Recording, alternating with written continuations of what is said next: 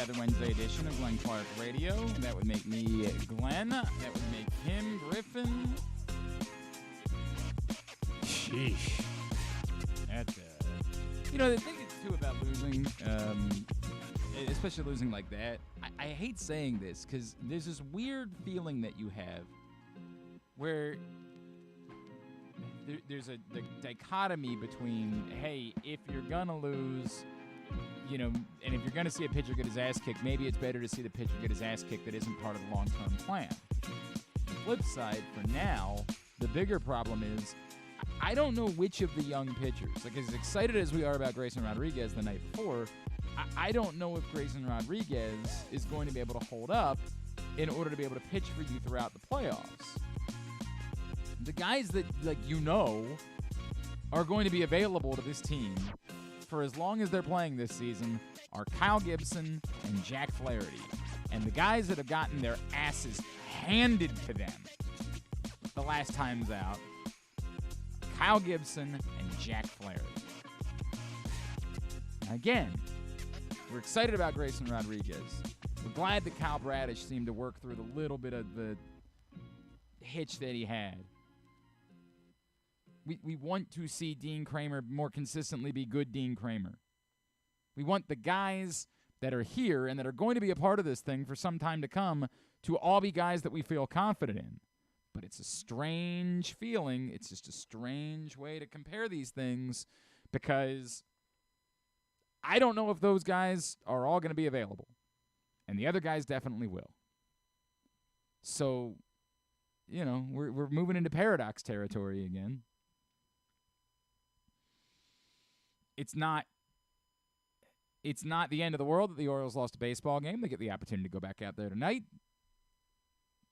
Try to shake it off, move past it, win another series, keep things humming along. God bless Los Gigantes. They got the job done, shut out the Rays last night. Big thumbs up all around. Love that. But it's just a weird feeling you have when we try to figure out, because I feel like much of what I'm watching right now, I'm trying to enjoy the moment. I'm not trying to get past that, but I'm also trying to determine if this team really has enough pitching specifically to try to make a deep run. And it's just a weird vibe because as excited as I get about Grayson Rodriguez, I keep saying to myself, but is Grayson Rodriguez going to be able to pitch in the ALCS? You're just kind of waiting for there to be a fall off. Well, not even a fall off as much as or something. Yeah. Whatever that thing is, that's the difficult part about defining this. His forearm or something. We keep saying, I don't know that he's just absolutely going to start sucking at some point. Versus, I don't know that the organization is going to have to say at some point, we have an obligation, we got to slow this thing down. He could maybe be our fourth starter in a playoff series, but no more than that. The guys that we know have innings in them, that have no problem whatsoever, no restriction, no debate, indisputable, are two guys. And they're the guys whose brains are getting beat in. The guys that we just don't know. We can be hopeful. In a perfect world, inning limits be damned. Grayson Rodriguez, Kyle Bradish, Dean Kramer, hell, throw Cole Irvin into the conversation. Tyler Wells. Well, maybe? Right. I mean, the Tyler Wells thing was always awkward because he was still giving up a ton of home runs, even when he was good. But sure, whatever. In a perfect world, those guys are all, because they're the guys that are a part of this thing moving forward, they're all pitching very well. We're feeling super confident about them, and it looks like the Orioles have a rotation for their future for the next 3 years to compete year in and year out. But we can't ignore or pretend like that's not a thing right now that we at least have to be aware of, concerned about, whatever you want to call it, with this group of guys. And on the flip side, there are two guys that are essentially mercenaries. There are two guys. Last night, I would have made Jack Flaherty pitch until his arm fell off. presumably, sadly for Nick Vespi, he's probably not going to be part of the team. I'm going to guess that someone was informed to get on a plane last night and be prepared to get to San Diego as quickly as possible. But if it was me, you're going 115 pitches, and I don't care how many runs you give up. I don't care what it does to your numbers. You're the guy that can throw the pitches. And this is kind of, I just don't know if you can map a way there without John Means being involved or this not being Jack Flaherty's story. But again, we kind of knew this was Jack Flaherty's story when the Orioles acquired him. We could be hopeful and say, well, maybe they could find something the Cardinals couldn't find. But we were spitting in the face of what he had actually done. His velocity was up last night, too, which was... He was getting hit hard. Yeah, he was. I mean, he was getting hit. I mean, part of it, obviously, in the first inning, he walked 3 straight guys. Yeah. I mean, it was that's the story. Look, the game turned, obviously, on one swing of the bat. Mm-hmm. But the bigger issue than the home run was that he walked 3 dudes. I mean, he gave up 5 runs in the first inning on 2 hits. That's brutal. 73 pitches in the first 2 innings. Second most all season. By What did he starter. finish with?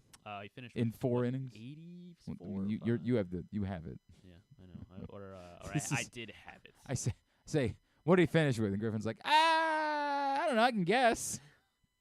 I would like to know the number. I was trying to get an answer. That was like the reason why I asked the question.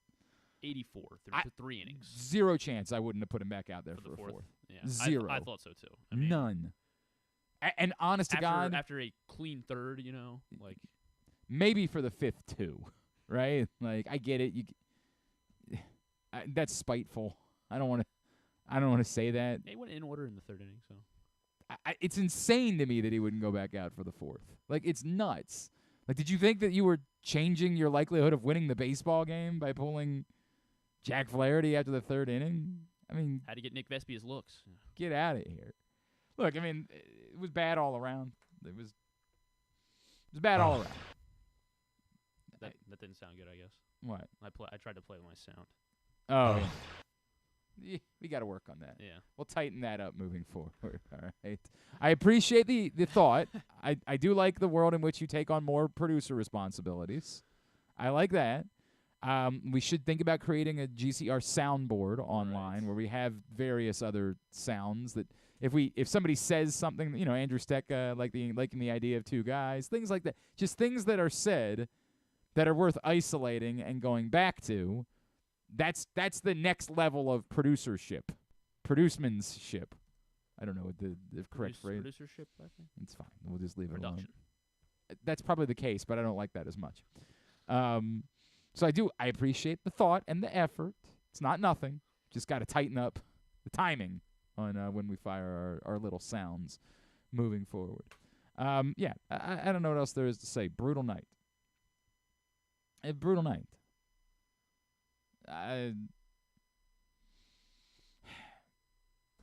The Orioles hopefully will move on. Look, they had a brutal night last Friday night. They turned around and they won 2 straight games against the Mariners.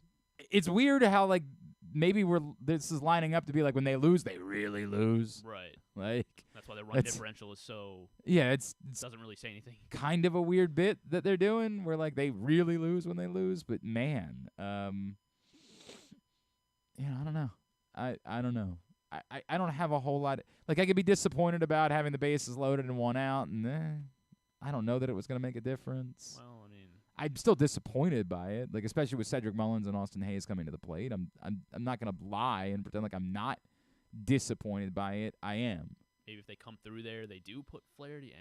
I guess it'd be less likely. I'm not sure. I have no idea. Yeah. I have no clue what the thought process was. I really don't know why he pulled, and I'm sure he was asked. Well, maybe he was asked about it afterwards. I don't even know how many beat writers are in San Diego right now. Rough. All around rough. But, that's baseball, and these things happen, and I'm sure for some people the pleasant part was that you could go to bed after a little while. You said, well, not going to bother to stay up and continue watching this. Dean Kramer, Blake Snell, the pitching matchup for Game 3 of the series tonight at 8:40. Yeah, 8:40 tonight, not 9:40. So that's also pleasant. Thank you. Shout out this. I don't know why they play a 5:40 local time game. That's a very odd bit, but I'm in favor of it because it ain't 9:40. Thank you. Swell decision. It's more like a Central Time game than it is like a West Coast game.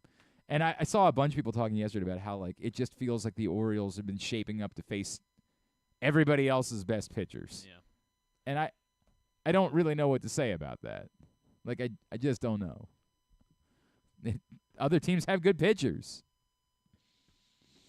If the Orioles acquired those guys, then they wouldn't have to face them. They would have them. Lucas Giolito struggled, too. It's not just Jack Flaherty. I know Giolito struggled, but it feels like all of the other pitching acquisitions have gone pretty well for the teams. Well, yeah, the ones named Verlander and Scherzer. Well, those guys are here good. It starts with that. Those guys are pretty friggin' good.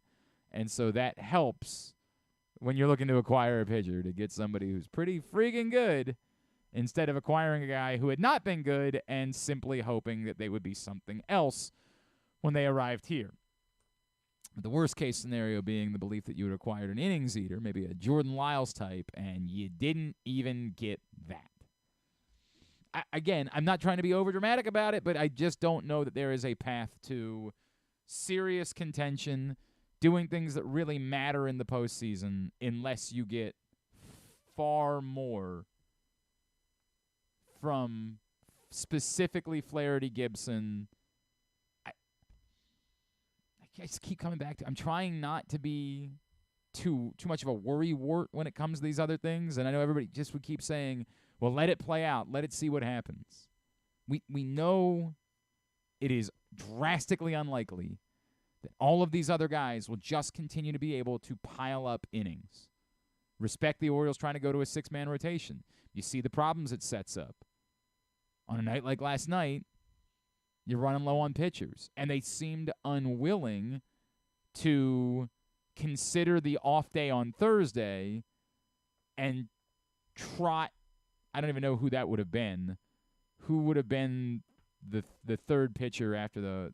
They went Bauman and Fuji. No. I'm saying who would have been the starter that you could have pulled in last night if you had so desired, and then gone back to Flair. Like if after the first, I don't even know what the situation would have been, because once they scored 5, it's so unlikely that you're coming back from that I can understand why they would say, "Nah, we're not going to mess things up at all." Do you smell something, by the way? It smells like lemon pledge. Oh yeah, it kind of does a little. Yeah, like I don't know. cleaning. Yeah, right. Yeah. It's like that. It's that odd mix of pleasant, but also like you associate it with like when somebody puked in the bathroom or something like that. Like you associate growing up. The only reason why you ever needed to smell lemon pledge is because something bad happened. Right. So like it's a pleasant smell. You're like, oh, that's nice. But then like you just remember like, oh right, the only reason why I ever smelled lemon pledge as a kid was because somebody just made a mess. Remember that sawdust they would put down when somebody would puke? It was like, what is that even? Was like, what is it supposed to be, like a quick dry or something? I guess. I don't know, man. I don't know. Wood chips. But it would happen all the time in elementary school. Boy, man, I don't know where we just went here because it's more pleasant than talking about. Speaking of puking all over yourselves, Jack Flaherty. So you remember in like elementary school, kids would just puke like in the middle of class. They'd be walking down the hallway, they just puke. It would just happen. And it was like part of life. They just puke anywhere. There was no like, I feel like I'm going to puke, I need to get to a trash can, I need to get to a bathroom, because you're a child. You don't understand what's going on. You'd be like in the middle of running around and all of a sudden, like at recess. Yeah. That kid that was trying way too hard at recess. That kid that was way too into the recess dodgeball game. Yeah. Pushed himself way too. Kickball. Yeah, thank you. Pushed himself way too far and would suddenly just everywhere. That kid. If it was kickball, it was outside. It wasn't quite as significant when it happened outside, but it would happen inside, just on the floor of the school, regularly. Put a halt to everything. I don't know why I have such vivid memories of it. I'm trying to think if it was ever me. I feel like I don't. My only puking on the floor story actually was as an adult. Well, that I remember. I mean, it might have On the happened other gymnasium times. floor. No, it okay. was I was working at a big box store when I was Okay. a younger man, when I was like 18, 19, something like that. It might have been 20, I don't know. Whatever, somewhere in that range. 30-something. Yeah, I don't think so. I think I had moved on from my big box store days. And I always signed up for the 6 a.m. shift because it was the one when you didn't have to deal with people, right? Like, we could just go in for like 4 hours before the store opened, do some work. I could put some Prince on the loudspeakers and piss off everybody in the store, right? Like, because they were like, dude, are you going to listen to Prince again today? Yeah, I am. Deal with it. That's the way it's going to go. They'd always be like, this isn't fair. Like, you got to pick something for everybody. No, I don't. You can do whatever you want to do with your day. I want to listen to Prince. That's the way it goes. And so I loved working the 6 a.m. shift. The problem was I was also the age where I loved going out and getting drunk the night before. So I was regularly doing the bit where I was drinking until 2 and then working at 6 a.m. It was definitely not healthy. And one morning, me and my buddy Matt were both working, and I looked at him. We had both gotten drunk the night before. The night before, hours before. And like 7:30, I looked at him. I'm like, dude, I've done my best here, but I'm going to have to go puke. And I just remember feeling like, it's going to be fine. I'm going to go puke. I'm going to get it all out, and then I'll go right back to work. All's good, man. Like, no problem. And I was kind of proud of myself. Like, look at how much work I got done before I had to puke, and then it's going to be a minor interruption. Like, things are really moving along. All's good here, right?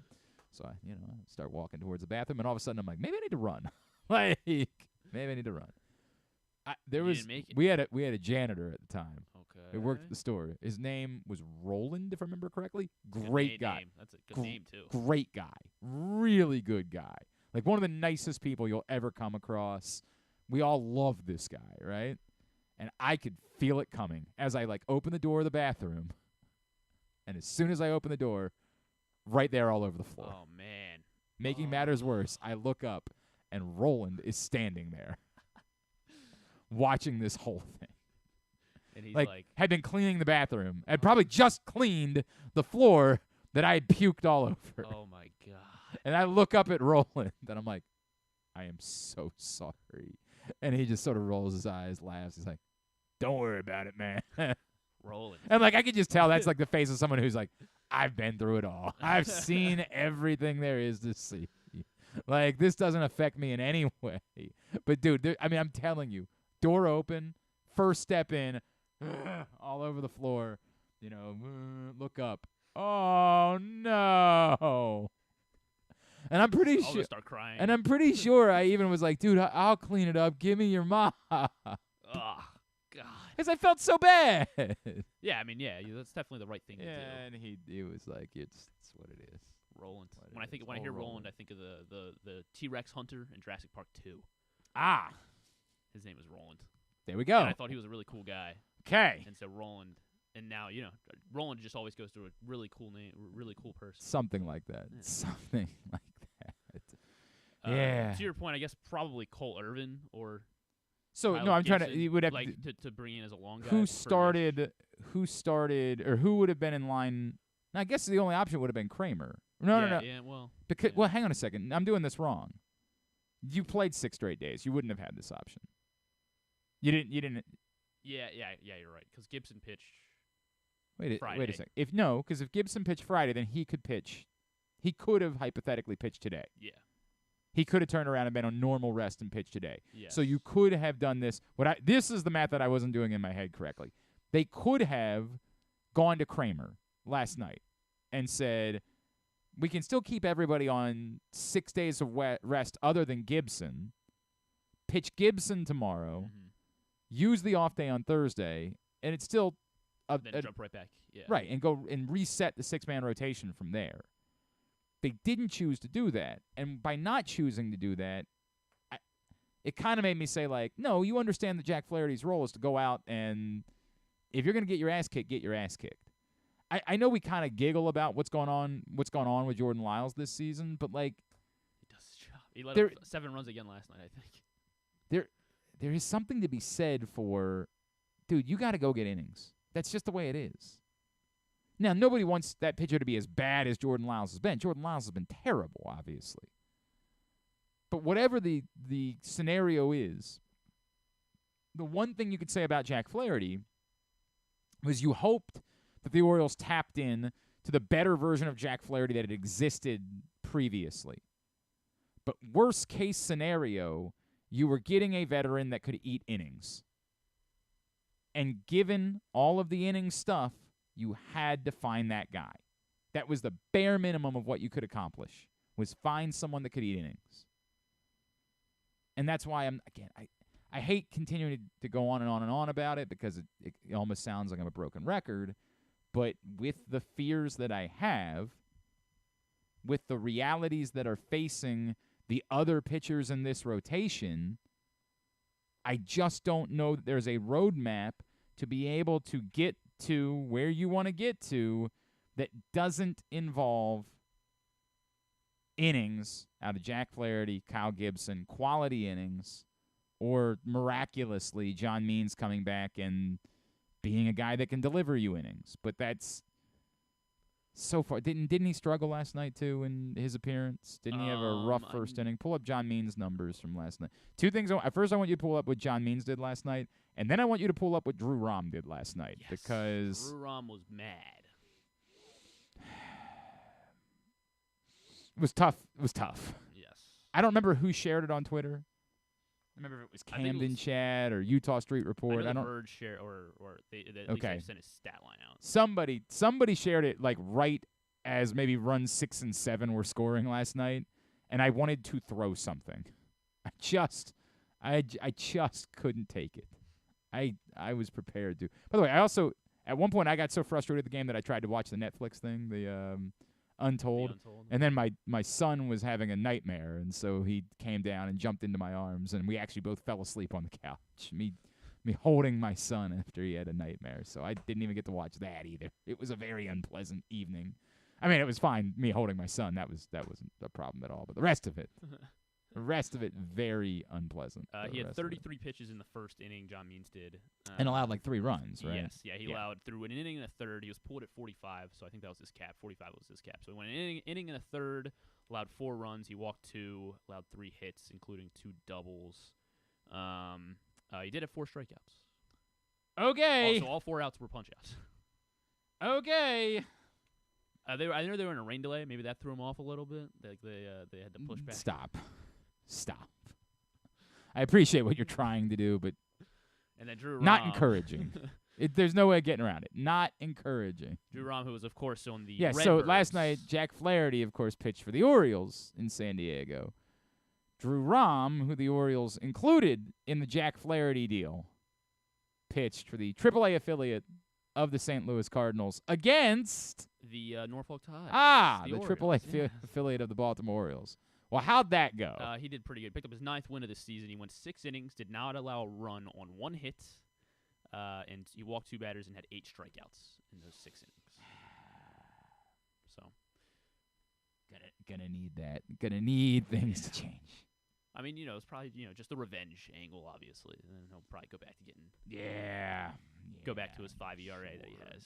Sure, I hope so. All right. That's your update. That's your update of what happened last night. It was just unpleasant all around. All right, when we come back in, we're going to play. I mean, if you stayed up, you did hear Kevin Brown, obviously. Oh, right. Yeah, this was the. Okay, thank you for reminding me, because it wasn't. First of all, the play-by-play of Kevin Brown and Ben McDonald with a little girl eating the ice cream. Entire inning.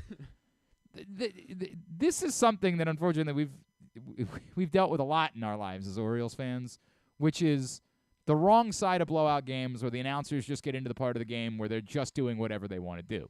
And a lot of it over the years has been Jim Palmer telling stories. Well, of course, we have never had a problem listening to Jim Palmer tell stories over the years. That's always been quite pleasant for us. But the ice cream thing from last night was very good. Somehow, and I got to be honest with you, I had either started to nod off or I had checked out or whatever. I don't even know what the setup was that Kevin began speaking about Blink-182. I don't even know. I don't remember, but I was so disconnected from the game at that point that I don't know how we got to this point. But by far and away, the best part of the game last night was this moment. Tom has this very distinct nasally voice, so he goes, "Where are you? And I'm so sorry. Now I recognize it. Yeah, there we go. Yeah. By the way, spot on. It was. Spot on. You always know when Tom's singing and when Mark's singing in a Blink-182 song. Very distinct. There's no question about that. And that is the best example of it whatsoever. Where are you? And, like, it comes off as he's a bad singer. Right. And I remember when I was younger, I was like, dude, this guy can't sing. I liked the songs anyway because it was fun and I had all my teenage angst built up in me. But, like, in a weird way, as the years have gone on, I've, like, accepted it. Like, I remember growing up getting into fights with my friends, like, Blink-182 shouldn't do ballads. They're not good enough singers for them to do ballads. And then, like, weirdly, I saw him a couple months ago at the arena, and I was like, oh, man, I don't know. Maybe it's just because I'm so used to it. Like, it's been in my life for so long that I just accepted it. I'm like, it sounds great. It sounds great. Or maybe I'm just wistful for being young. I'm not sure what it is. That was courtesy of Masson. I'm sorry. I guess I should have made that very clear. And I hope that's okay. I hope we're allowed to. Oh, boy. I might get a phone call about that. Whatever. I'll deal with it later. It was great. It was wonderful. All hail Kevin Brown. Maybe that should be a more regular thing, like just have Kevin Brown start in blowout games, like Kevin Okie, you know? Like, maybe I'd be in favor of that becoming a thing moving forward. Hopefully there won't be, well, blowouts the other way would be fine, but hopefully there won't be many more games of the Orioles, the ones getting drubbed because Gary Sanchez hit a grand slam in the first inning. Unpleasant. It's baseball, man. It's baseball. It's the way things go. All right. Hey, there is a new print issue of Press Box that is available officially today, wherever you find Press Box throughout town, including your neighborhood Royal Farms. You can also read it all at PressBoxOnline.com. On the cover, Bo Smolka dives into post-contract Lamar Jackson, about now the expectations, the weight of the contract. Is he ready to help this team take the next step as a franchise and break through? It is a very good cover story from Bo Smolka as we get ready for the start of football season. Also inside, a lot of content about the new college football coaches in the area, getting to know Brian Newberry at Navy, who, by the way, will join us on GCR tomorrow before they get ready to head out to Dublin. Also, Pete Shinnick, of course, at Towson. A lot of content in there about those new coaches. Meet college football players and college soccer players from the region, all in this print issue of Press Box. I will tell you that the most personal and emotional story I've ever written for Press Box, personal, let me not say emotional, because I've written about a lot of emotional topics. Mo, of course. I don't want to say it's the most emotional, but the most personal that I've ever written about. It was a story that I wrote, and there's a little picture there on the final page of my shirtless son and his new buddy Emile from Quebec. And I've told the story here on the show, and I talked about it a little bit on social media. But the Orioles season and what it's meant to my family and what it meant to creating a bond and a friendship with some folks that barely speak English. It's special. It's personal for me, and I wrote about it in this print issue of Press Box. So go get that right now at your neighborhood Royal Farms. When we come back in, we'll dive into Would You Rather Wednesday. That'll be next. Scenarios are up at Glenn Clark Radio on Twitter, Facebook.com/Glenn Clark Radio. We'll get to it here on GCR. Hike to new heights. The best view is yours in Washington County. Our iconic scenic overlooks provide some of the most breathtaking vistas in the Mid-Atlantic. Some are very easy walks, some can be driven to, and some are the payoff for a moderate to difficult hike. All are near quaint small towns that offer great dining, shopping, hiking gear, and more. Explore our 5 national parks for iconic vistas and wineries with breathtaking views. Visit our quaint historic towns and make your stay unforgettable. Learn more at visithagerstown.com. Maryland, be open. America's biggest bike race returns to Maryland Sunday, September 3rd as 120 of the world's best cyclists race the Maryland Cycling Classic presented by United Healthcare. Come enjoy the free fan zones and festival with interactives, food, and drink beginning at noon. Then see the exciting race conclusion from 3 to 5 p.m. in the Inner Harbor. Come be loud, be proud, and let the world hear you. For more information, go to MarylandCyclingClassic.us. Soak up summertime fun in Charm City. Enjoy only in Baltimore festivals, mouth-watering eats, and endless entertainment. Cheer on the O's at Camden Yards. Pick crabs by the waterfront. Beat the heat inside a world-class museum and make memories that will last a lifetime. Go to baltimore.org for more information and to plan your visit. You feel that? That's the sound of football coming back, and now's the time to place your preseason bets with Superbook Sports. Superbook is the most trusted name in Vegas, and now you can use my promo code GlennClark23 to score up to $250 with their first bet bonus. Win or lose, they'll match your first bet up to $250 with the promo code GlennClark23. All one word, no spaces, two N's in Glenn. Don't miss out this football season. Win some money with Superbook Sports and that promo code GlennClark23. Visit superbook.com for terms and conditions. Gambling problem? Call 1-800-GAMBLER. I'm Michael Jangrandi, president of AJ Michaels, your carrier energy expert for 44 years. Save money, energy, and make your home more comfortable and virus-free. Find us at ajmichaels.com. That's ajmichaels.com. Maryland drivers, did you know you can save up to 77% on tolls with an Easy Pass Maryland discount plan? That's right, 77%. It's never been easier. Pick the plan that's right for you at driveezmd.com. We'll keep you moving. It's a Maryland thing you wouldn't understand. Where the waves meet the shore, you will find Dorchester County. Hi, this is Jimmy Charles. When I think of Maryland, I think Dorchester County on the eastern shore where it's open for making memories. Dorchester County, it's a Maryland thing. For more info, visit www.visitdorchester.org. It's a Maryland thing. Hell yeah. It's a Maryland thing. Hell yeah. Picking a restaurant to try for the first time? Let's look at the Costas Inn. Here's a few checklist items. Quality of the food? Check. Quality of service? Check. Does restaurant have plenty of free parking? Check. And finally, does restaurant have delicious steamed crabs, crab cakes, crab soup, and specials galore? Check, check, check. Costas Inn, 4100 North Point Boulevard. They check all the boxes. Make the most out of every day in your Toyota RAV4. Available in hybrid or gas-only models. A RAV4 can get you where you want to go in style. Check out buyatoyota.com for deals on new RAV4s from your local Toyota dealer today.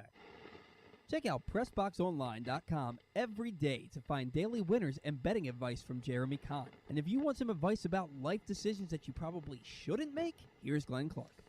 So things go from bad to worse this morning. Just coming in here talking about how frustrating last night was baseball-wise. And then as we're having that conversation, completely out of the blue news that is about as disastrous as possible. Mike Garafolo reports the Baltimore Ravens will be without Marlon Humphrey. He's expected to miss time with an injury that may require a medical procedure, and his status for the start of the season is now up in the air. Griffin reads this to me during the break, and I say, what am I missing? Now, the joint practice with the Commanders got underway this morning at 9:30, and a couple of reporters had mentioned that he wasn't out there. But Marlon Humphrey finished practice yesterday. He didn't leave practice early. He went, in fact, to the podium afterwards and spoke with the media, and nothing was said. So from all's good to might not start the season. And it really messes with me because it becomes it one of the Would You Rather Wednesday scenarios that I posted almost feels silly now. Mike Garafolo went on. Marlon Humphrey finished the Ravens joint practice with the Commanders yesterday, but is not on the field today. His status for the foreseeable future is to be determined.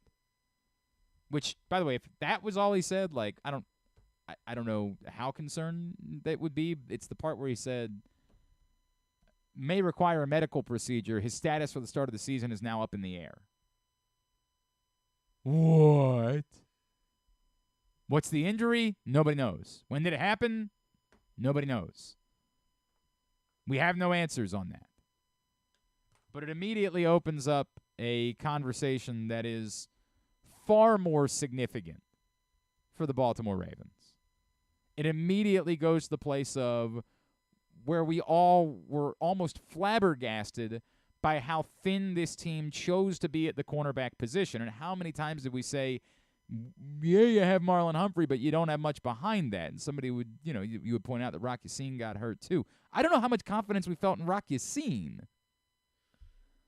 Like, I don't think there was a world where we're all like, oh, cool. Well, as long as Rock Yassin's out there, all's good. This was as thin as I had ever remembered the Ravens being coming into a season at the cornerback spot, which was obviously different for us because for the last couple of years we had heard about how their belief is that you build from the outside in defensively. And we always had room to debate about that and question whether or not that was the correct strategy. But that was what they were telling us was the analytics tell you the way to build a good defense is to start with a strong secondary. And every time I heard that, I kept saying, right, but when the game's on the line, it seems like the thing that you need is to make a play up front. That the rules of the NFL say you can statistically be a good defense with a strong secondary, but like every time the play needs to be made to win a game, it kind of needs to be made by somebody up front. This is weirder in general because they kind of didn't prioritize either this offseason. As I keep saying, it's weird how the Ravens did so little on the whole. It was unfair. Somebody brought up to me, like, you said they never replaced Marcus Peters. Well, they would tell you they did with Rock Yassin. And if Marcus Peters, if it really is over for him, if last year was the sign of the total decline, then sure, you could say that Rock Yassin could be a Marcus Peters replace. He could probably replace the level that we saw when it was at his worst last season.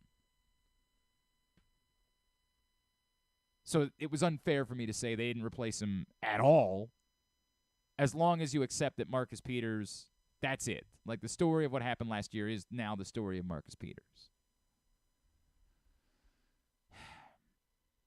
It has been wildly bizarre how little the Ravens invested at the cornerback position. Now, part of this is what happens when you don't have a second-round pick. There's only so many things you can address early in the draft. And we are all in favor of the Ravens addressing offense. And as we've been saying for a few weeks, the answer to the defensive problems might be nothing more than they're going to have to score more points. And they're going to have to be better offensively to make up for what are going to be obvious deficiencies defensively. And they're going to need young players to step up and take on roles. This thing, it's so difficult to talk about the Marlon Humphrey thing because there's such a wild difference between he might not be there for week 1 and could he be out for the first 4 to 6 weeks of the season. Like, there's such a bizarre difference, and there's so without knowing what even the injury is. Like, is it just something because Joe Burrow had appendicitis last preseason? And I don't really want to compare it to that. Right. I don't well, want to if just speculate. if there's just like a random, just some sort of random medical. All right. By the way, Ian Rappaport says it's a foot injury. Okay, so that does not make you feel good at all. Well, here's more. From Ian Rappaport, Ravens All-Pro cornerback Marlon Humphrey is dealing with a foot injury and is expected to have surgery today, sources say. The hope is he's back in a little over a month, so out for the first couple of games. Hey, by the way, they play the Bengals in week 2. Well, no big deal. Just Jamar Chase, T. Higgins, and Tyler Boyd in week 2. But they'll have Kevon Seymour, we hope. It has always been bizarre. It has always been weird. And I am understanding of there are only so many things you can address and, like, injuries happen and all of, like,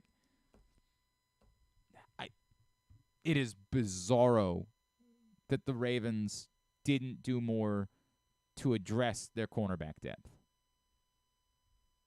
Bizarre. And they're kind of in this situation because of it. I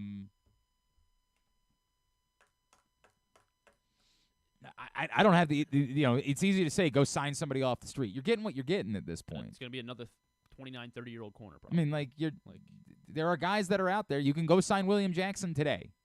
Go right ahead. Sign William Jackson. How's that doing for your confidence? You can start talking about whether or not somebody might be cut. But that's what you're talking about. Putting your faith in week 2 against the Bengals in someone that was just cut. Correct. The immediate unfortunate part about this is you're probably going to have to ask Kyle Hamilton to play a little more corner. I mean, that's, to me, the reality.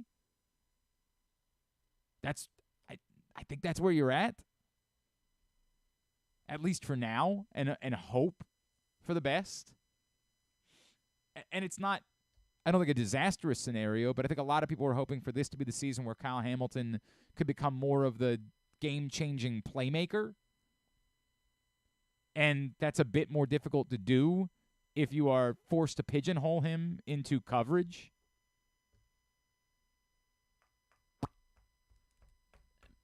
Great.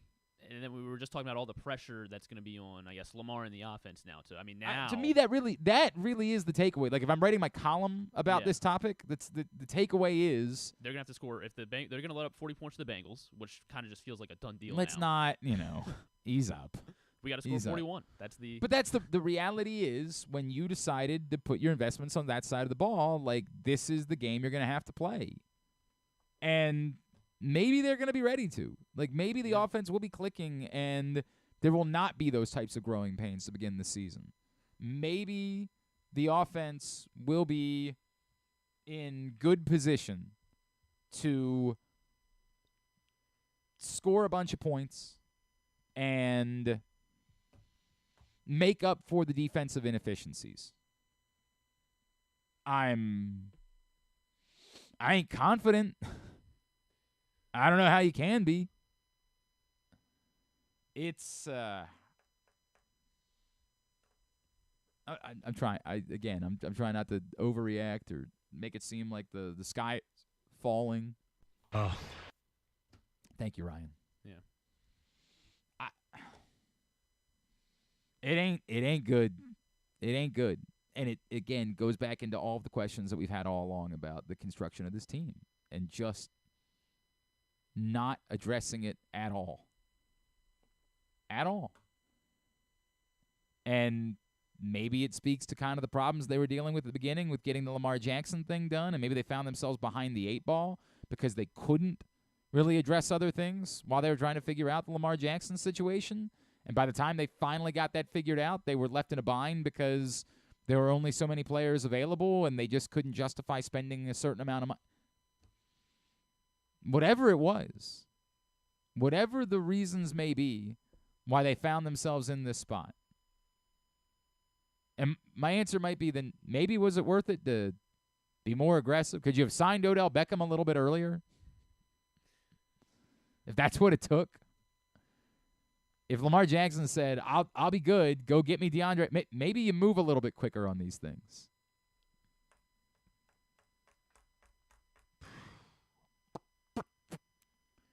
Boy. Alarming, concerning news. Marlon Humphrey, foot injury, having surgery today. It also leaves you to be like, when, where, like, do you have all these other questions? Right. Like, I mean, obviously, when you hear foot, you think of Liz Frank. So, like, if don't want it. We're just speculating. We don't know anything. Right. We don't know anything, and I don't want to say anything that we don't know. Hey. Fun day. Remember what I said? Like, nothing matters other than everybody staying healthy. That's the only. I don't care. Like, that's the only thing I care about. Again, look, the words aren't out for the season. It's not torn ACL. It's not, the news could be far worse. And unfortunately, the reality is that somebody probably will be lost for the season at some point. You could argue that outside of Lamar Jackson, there is no single player the Ravens could, this season, less afford to lose than Marlon Humphrey, simply because of what they did at the position. You know, like they wouldn't want to lose Ronnie Stanley again. Right. But they have a deeper offensive line in general. Tread there. They certainly wouldn't want to lose Mark Andrews. He's an outstanding player. But we feel like they have a lot of pass catchers, and they could probably be okay. They wouldn't be as good. They wouldn't have their best, but they would probably be okay in the pass-catching department. They wouldn't want to lose Roquan Smith because they just spent $20 million on him. That would stink to lose Roquan Smith for a significant time because they put the money in. But, you know, as good as Roquan Smith is, if there's a position that we've trusted the Ravens to be able to figure out over the years, it's inside linebacker. I do think that outside of Lamar Jackson, that Marlon Humphrey was the second most important player on this football team. And because of that, this is so much more infuriating and frustrating. This is so much more just crushing to get this news this morning. Hey, fun. Let's play Would You Rather Wednesday, huh? Today's show is brought to you by Superbook. Superbook.com. Use the code GlennClark23. GLENNCLARK23. GlennClark23. When you make your first bet with Superbook, and you'll get a first bet match up to $250. Win or lose, you get that first bet match. So you could win the bet, pocket a bunch of money, and still get $250 worth of free bets. Now, that's if you made a $250 bet.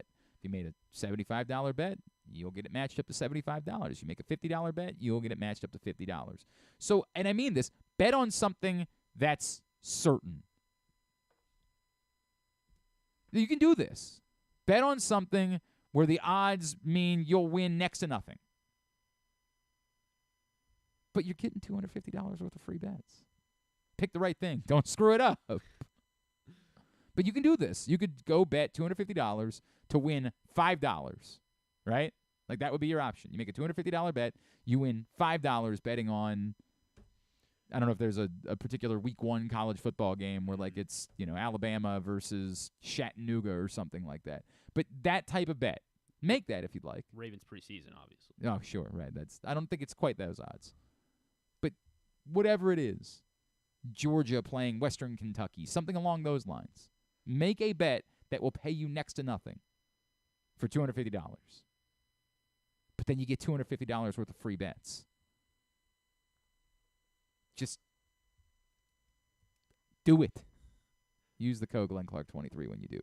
It's really taking the wind out of the sails for Would You Rather Wednesday. Yeah. There's no way around it. There's no way around this for 2 different reasons. One, because nobody's in the mood to have fun today. We are a fragile. You know what? I made fun of the fragility of Seattle, but we are fragile here. Like, Marlon Humphrey's going to be out for a few weeks, and it's like we think we need to put the flags at half-mast. No one tweeted Glenn, or he may cross a line. Yeah, I don't know about that. Like, yeah, flags it. We are. That's the way that we operate on a day like today. Like no one wants to have any fun. Secondarily, I put it in a scenario related to the Ravens' edge rush, and now no one gives a rat's ass about that because they have no cornerbacks. So we'll do it. Just for the sake of doing it, we'll play Would You Rather Wednesday. It's very frustrating. All right, Would You Rather Wednesday. You can win a T-shirt of your choice. We're still going to do that, even though nobody's in the mood. Somebody will still win a T-shirt of their choice from Birdland Sports just for participating in Would You Rather Wednesday. Would You Rather number 1, I shared the photos. Story in the New York Post. I'm a landlord. My filthy tenant didn't take out the trash for a year. There are pictures. It is a person sitting on her phone in the middle of an apartment surrounded by trash. Just trash everywhere. So I ask you, would you rather Get a guarantee. Maybe I should read some of the stories so you guys have a better content. I mean, the picture. It's that bad, man. It's that mounds of trash. And I imagine they're just sitting there on their phone. So I imagine that's just what they do every day. The story. I'll just read you a little bit of the story from the New York Post. She's the trashiest tenant he's ever encountered. A landlord named Ji from Qingdao in Shandong Province, China, was stunned when he entered the apartment of a resident who hasn't taken out her trash for more than a year. Video of his dirty discovery, filmed August 10th and obtained by Newsflare, shows the female tenant, who has not been named publicly, sitting among heaps of trash while playing on her phone as another woman clears the junk in her apartment. The trash in the home was piled so high it reached the windows. Oh, my God. And the scent coming from the garbage pile was litter alley. See what they did there? Literally, litter alley. The worst Xi had ever encountered. He said he thought he might vomit. Oh, my God. Maybe Roland would be there to help him out. Yeah. Roland would get that cleaned up. The trash was even worse than shown in the video, Xi said, explaining he'd already cleaned some of it up before they filmed the grime scene. After 5 hours of trash pickup, the apartment was finally clean. 5 hours. Oh, my God. And she didn't do anything to help. I'm watching the video now. Yeah, she's just like sitting there, right? Yeah. I mean, this is, look, I don't want to make fun of somebody who has a condition, and the hoarding is it's like talking about addiction. This is not about this woman in any way. It's a valley of garbage. What I'm saying is, would you rather you get a guarantee that the Orioles are going to win the World Series if you live in this apartment I don't think I could do until the season is over? Now, I've covered all the grounds here. We're going to recreate the apartment in Baltimore. You don't have to go to China. You have to sleep there every night. And you have to spend 3 other hours every day. So you can't get the bit where like, well, yeah, but I'll just go Starbucks. Nope. Oh. You have to sleep and spend 3 other hours in this abode. But the Orioles win the World Series. Every day between now and the end of the season. But the Orioles win the World Series. I really... All right. Or just take your chances. Honestly, so before... I was just looking at the picture at first, and then once I watched the video... It just seems so much worse. It seems so much worse. I mean, it's just... I actually haven't watched the video for the record. It helps because they just kind of pan around real quick, and you can just see. I mean, it is just trash. I mean, it's a big room, and it's just trash, and she just sits there. Mm-hmm. You're worried too much about her sitting there. Yeah, she's not going to be there. Well, you're right. I'm not worried. About you don't have to worry about her. I mean, but like if I'm in her role, like that's how I'm going to try to. I guess I'm just going to have to. All right, now I'm watching the video. Oh God. I know. I mean, it's shovels of just garbage. I mean, I don't understand how it even. You say it's a big room. If this is the entire apartment, like it speaks more to China. Is there a bathroom in there somewhere? That part is concerning too. Is there somewhere in there a bathroom? Yeah, whatever. We're gonna assume. We're gonna. Oh, don't say that. We're gonna assume there's a bathroom in there somewhere. I don't think I could do it. No. I don't think I could do it. I mean, no. And we think the Orioles could, these Orioles should be good for at least another year. I hear you. I hear you. They got a window. Hopefully. I hear you. I don't think I could. I mean, so it'd be essentially the month of October, the month of September. I don't think I could do it. I don't think it. Do I get a TV in my room in my apartment? You have your phone. You have your phone. So I have to watch the Ravens games and the Orioles games. You could have your computer. Like, I mean, you would have the ability to watch the games. There would be no, like, you could watch them. I know. I don't even get to enjoy the World Series, but they. No, you could watch. Okay. You could even go to the games if you have the means to do it. Like, your life. The only thing is, you have to come back to that. Or if you're going to, you have to find a way to spend 3 hours and sleep in the abode. I mean, the way they describe the smell. I understand I that, don't think, but you're going to win the World Series. Do I get a ring? No, no, you do not get a ring. You can buy one if you like. You do not get a ring. If I got a World Series ring, as Stop. a member of the team, Stop. I might do it. I don't think I could do it. I All could right. not do this. 2.5 months. No. All right. Now the one that everybody is struggling with because everybody's in mourning now about the Marlon Humphrey situation. Remember yesterday we were talking to Seth Walter about the possibility of the Ravens trading for Chase Young. So the second Would You Rather Wednesday scenario was, would you rather the Ravens make the trade that Seth Walter suggested, a 3rd and a 5th round pick for Chase Young, or sign Jadeveon Clowney or do nothing for now. All right, to play the game. I mean, Seth Walter made a very compelling point yesterday about Chase Young, and I'm with him. I mean, I feel like a third and a fifth. I mean, yeah, the Ravens love their draft capital, love having draft picks. But, I mean, Chase Young is still really, really young. I mean, he's, no pun intended there. Chase Young is still, a really young edge rusher and has a lot of potential. And, kind of in the same vein as we kind of view Odafe Owe, I think. I think, if they can find something, I feel like that's worth the price. And they clearly need help on the defense anywhere they can get it right now. So, yeah, I would take Chase Young. I would make the trade. Go for Chase Young. This one's tough for me, right? Because I think I agree, but I think I agree. There's a part of me that says, like, do we know that Chase Young is definitely better than Jadeveon Clowney at this point? Like, do we know that?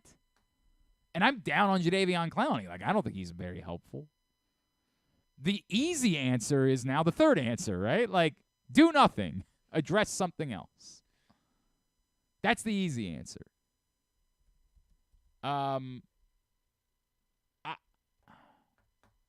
In the pre-Marlon Humphrey world, whatever you want to call that, BMGH, Marlon getting hurt, BMGH.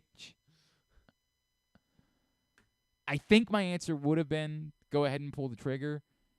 But it is tough for me, too, because of what I bring up about the value of these draft picks. Like, part of the reason why you're in this situation right now is because you didn't address cornerback. Call Reeta, by the way. See if she wants to talk about the Marlon Humphrey situation. I don't know. She might be at work today, so that might not. But call her. I just realized we can't call any of the reporters. Fortunately, my first thought was to call the reporters. They're all at practice. So, and you're not allowed to be on your phone while you're at practice, the whole thing. So we'll call Reeta. If she can. I don't know if she can or not. I really don't, because I don't know where she's at with her day job. The value of the picks is so much more significant in this era of football that I'm more apprehensive about dealing picks in general. And the argument that, well, you could get a pick back as a compensatory pick, if Chase Young is the Chase Young we've seen for the last couple of years, that might be no more than a late-round pick. And now you've given up 2 assets, and all you're getting back is a late-round pick. I think I'm willing to do it, or at least I was until this happened, but it's guarded. It's like, yes, but would have been my reaction. I understand. I'm trying not to take it out on everybody who's responding like, what about cornerback? Yes, thank you. I'm also aware that Marlon Humphrey's hurt now. I, too, have the internet. We wrote the scenario before Marlon Humphrey's injury was known, so do your best to play along, or don't. Or don't. Those are the options, but you're not informing me of anything we don't know. Let's talk a little bit more about that situation. She is my partner. You'll hear us tonight on 105.7 The Fan. She is the NFL chick, Reeta Hubbard, and she's back with us now here on GCR. Fun day, friend. Really, really fun day here in Baltimore.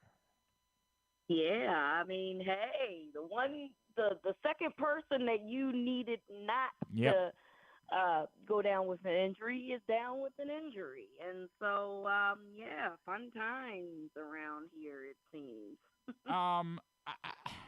There's so much here because it feels like there's as much frustration being expressed about Marlon Humphrey being hurt as there is frustration about why did you never do anything at the cornerback position? And we actually had this conversation on the show on Sunday, which is like everyone could sort of see this from a mile away, that you lose Marlon Humphrey, you're in hell. With Marlon Humphrey, you were in trouble. You lose Marlon Humphrey, you're in hell.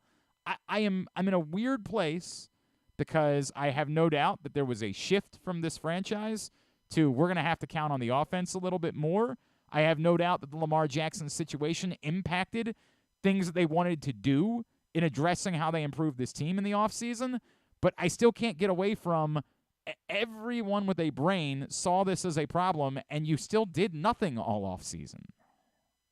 Yeah, I mean, we knew that. I mean, well, that's not true. It's not they didn't do anything. Obviously, they got Yasin, and then so it's not that they didn't do. But Yasin hasn't even been there. He hasn't. He's dealing with his own injuries. And I don't think any of us felt any amount of confidence in Rock Ya-Sin either. Like, I think it was more like, right, he's a guy, and he's going to have to play given what your options were. But I don't think any of us sat here and said, it's part of the reason why we thought even with Marlon Humphrey you were in trouble, because if that was the best you could do, like, it's problematic. So, I'm not gonna sit here and act like that they didn't try, because we know that they did go after Darius Slay, and at the last minute the Eagles either matched or I'm assuming they matched the deal that the Ravens were offering, and he stayed. So I'm not going to sit here and act like they didn't make an attempt. We know that they tried to get Darius Slay. It was unsuccessful. Then we know that they went and got Rock Ya-Sin, whatever. Like you said, we're a little indifferent about it, but at the end of the day, they felt like that he was an upgrade for Marcus Peters,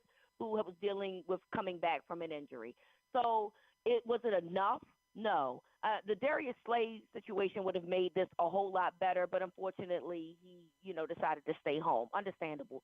But after that, you went with, I guess, second and third tier guys, basically, and we've come to this point. But I'm going to give them grace in the sense that I know that they've tried. We know that last year they allegedly tried to trade for Xavier Howard. That didn't go through. They know that they have a problem there. The problem is that now we're at a situation where anybody that's available is going to be scrapes. They're just going to be guys. They're not going to be anybody that's going to be impactful players. You could say potentially bring back Kyle Fuller, but I don't. At this point, I got to wonder if Kyle Fuller's even healthy enough to play, or else I would have thought that he was. That part, right. And so we talked about, with the Marcus Peters situation. Well, he had the same type of injury. Do you even, is he going to have a slow start in the sense that Peters had? So you don't even know if he's 100%. So, listen, it's very unfortunate. And so what this says to me is that this offense that I felt like was going to have a slow first 5 weeks because they're still trying to figure each other out. They're still trying to figure this offense out.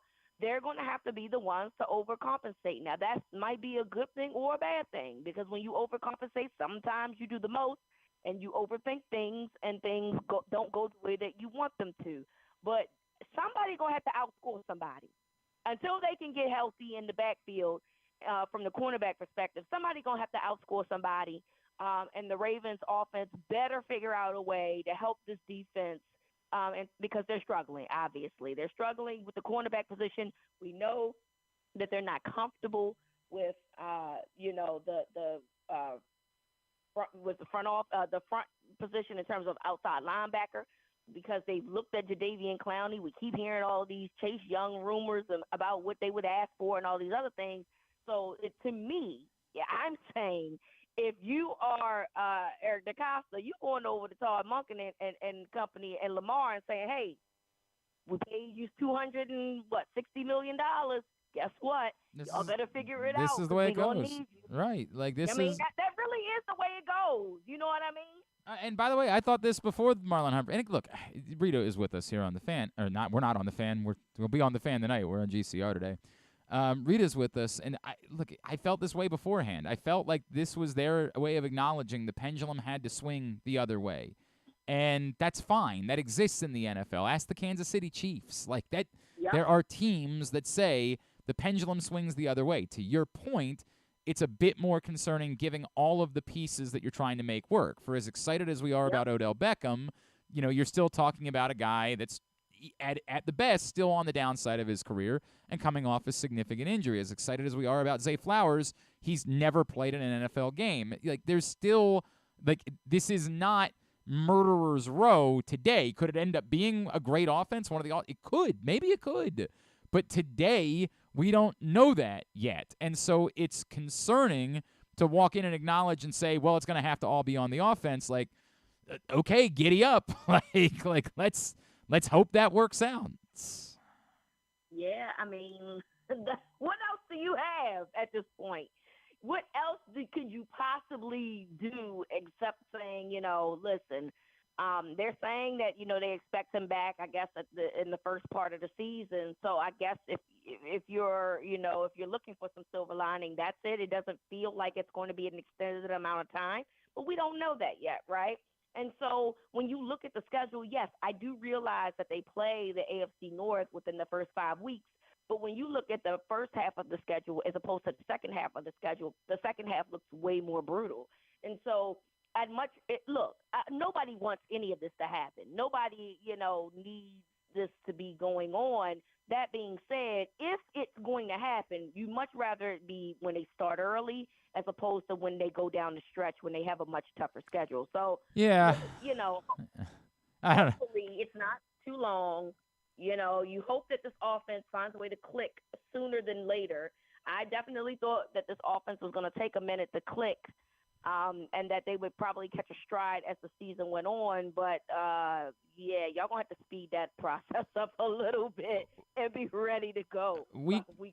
Week 2 against the Bengals feels a little that don't feel great. No, if Burrow is playing, I mean, I hear you. I've heard things that he could potentially be back by week 2, but then you just don't know. The one good thing too about this, Glenn, is that you do have really good safeties. So it's not like that the whole defensive backfield is a complete wash.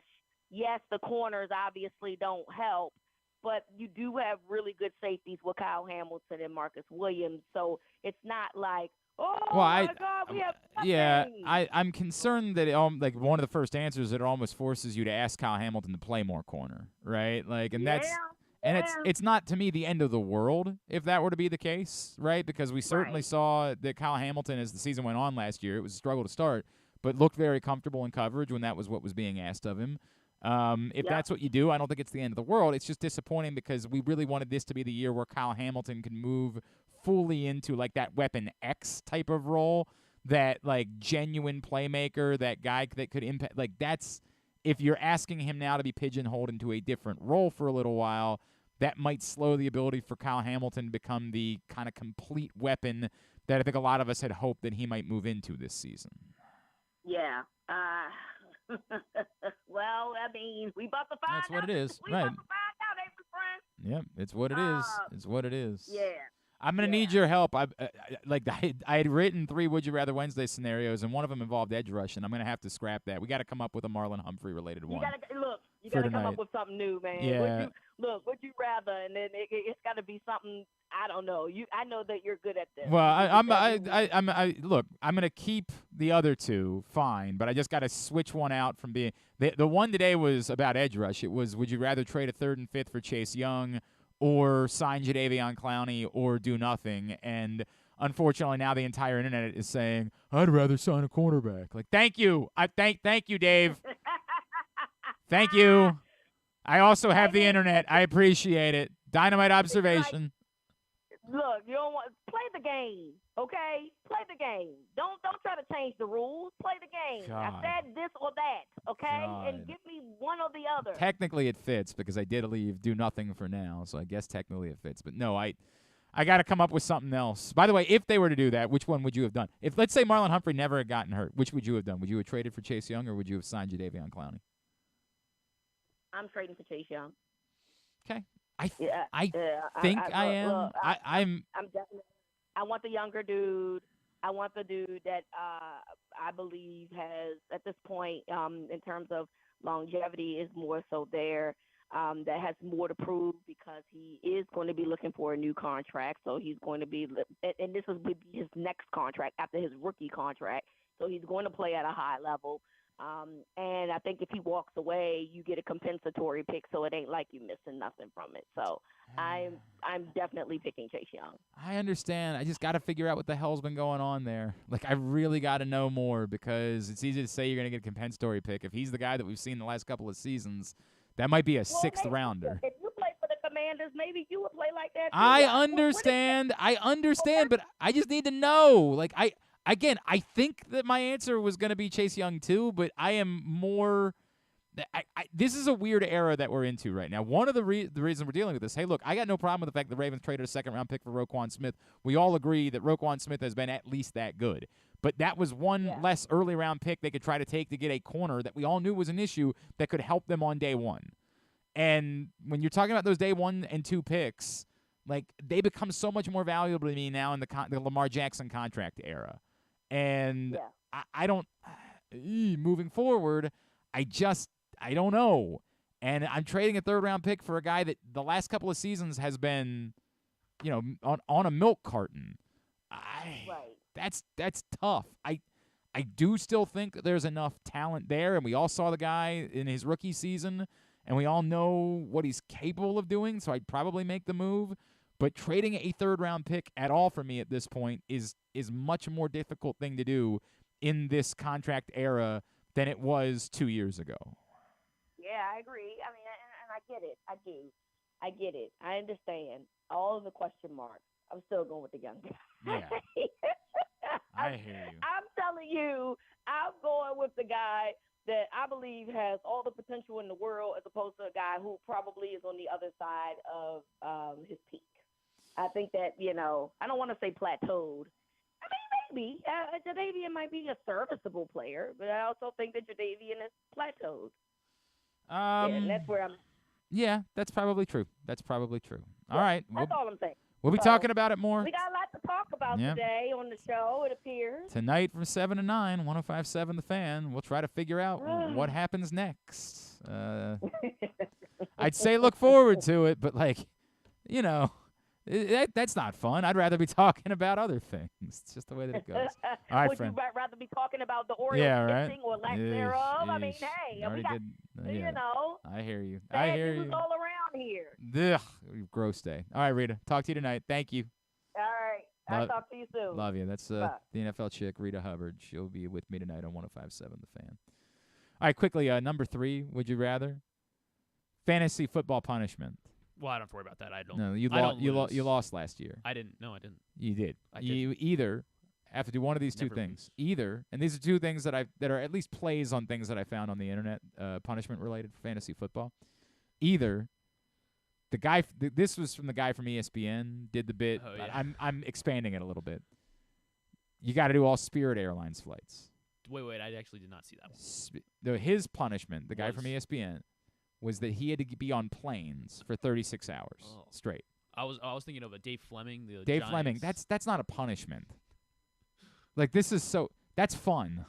I know. For one game to go be the I bat agree. boy, like that. It's the dumbest punishment They're I've ever building it heard. up like it was bad. No, I'll do it's that not one. at I'll all. do that. Yes, Yeah, we actually, all yes, would. I'll do that one. Shut up. We all would do it. It's what a terrible punishment. He gets to go hang out in the dugout for a game, and who cares if he's not good at being a bat boy because it's clearly not something he's going to do again. Jesus. Not a punishment in any way. So would you rather the punishment is you got to spend 48 hours on Spirit Airlines flights, and for the entirety of the 48 hours, you are either on the plane or in an airport. Now, your boy, PFF Sean, well, I don't mind the airport. It's the plane that sucks. So you're only 48 hours in the you're airport. only in the airport during reasonable times for you to get to the next flight. Oh, man, I got a 36-hour layover. No. It's a flight scheduled to land, and an hour later, you're getting on the next plane. You're overwhelmingly on planes. Okay, so like 36 to like something 12, like that ratio. Yeah, maybe. I would say more than that. Like, it's mostly like cross-country flights. Oh, so it's just 40 to 40 It's hours more like 40 hours on planes, 8 hours in airports, something along those lines. That's punishment A. Punishment B would be that you've got to take a Saturday in the summer, go to an amusement park, stand in every ride's line from open to close, but never get on a ride. So I don't get to do any of the other like amusement park stuff? No. Like get some kettle corn or No. I mean, if you complete your tasks, you can then What? I mean, like Hershey Park has what, like 15 so I have to wait if I got through yes. the line. You would have to wait. Didn't ride the rides, but Correct. got through the line for the 15 rides. I can with my leftover time I can play some carnival games or whatever? If you got no, you can't do any. No, take that all back. I'm sorry, because I did say open to close in lines. Oh, okay. Open to close in lines. Jeez. I mean, since it's one, I mean, gosh. And as soon as you get to the front, you have to walk. Okay. Have to walk out and then walk. You got to wait the entire time. Do I have to be alone when my while I'm Yes. Because somebody suggested this as a punishment, but the deal was the entire league goes to the amusement park, and the loser waits in all the lines. But then when it's time to get on the ride, they don't get on the ride while everybody else does, and that seems pretty bad. But at the same time, you got people to talk to while you're in the. We like to play the heads-up game. Yeah, a lot of people do that at amusement parks. I've seen that overwhelmingly. So I wouldn't be able to do. Well, maybe. No, you would have. Maybe I make friends with the random people. You could attempt to. That would be the choice that you would have. But you're not there with your friends that you could talk to. You're just there by yourself. I think I have to go with the amusement park. Okay. I mean, my legs. I probably wouldn't be able to walk after. I understand. I understand. I wouldn't be able to get up for essentially 40 hours, and occasionally walk around for 45 minutes. Yep. I don't think I could do that for 2 days straight. Yep. I'll. Yeah, I mean, it'll be some solid exercise, standing for a full day. I hear you. I still think the heat could it would be terrible. Be a bit much. And you are in air conditioning on the planes. Now you're also in Spirit, so I'm not sure if that's a guarantee. It's tight up It's there. very difficult. It's very difficult. It's very difficult. I don't know that there's a correct answer. I really don't. I will go with the amusement park. All right. Very good. That would suck. Today's show brought to you by your local Toyota dealer, buyatoyota.com. The Toyota Tacoma comes in a range of models and trim lines, so you can choose the perfect Tacoma to reflect your unique personality and driving habits. Check out buyatoyota.com for deals on new Tacomas from your local Toyota dealer today. Get me your responses throughout the day. Someone will be chosen to win the T-shirt of their choice from Birdland Sports. When we come back in, the great Chanda Brigance, wife of one O.J. Brigance. They got a great event coming up. We love Chanda, so we're going to catch up with her next here on GCR.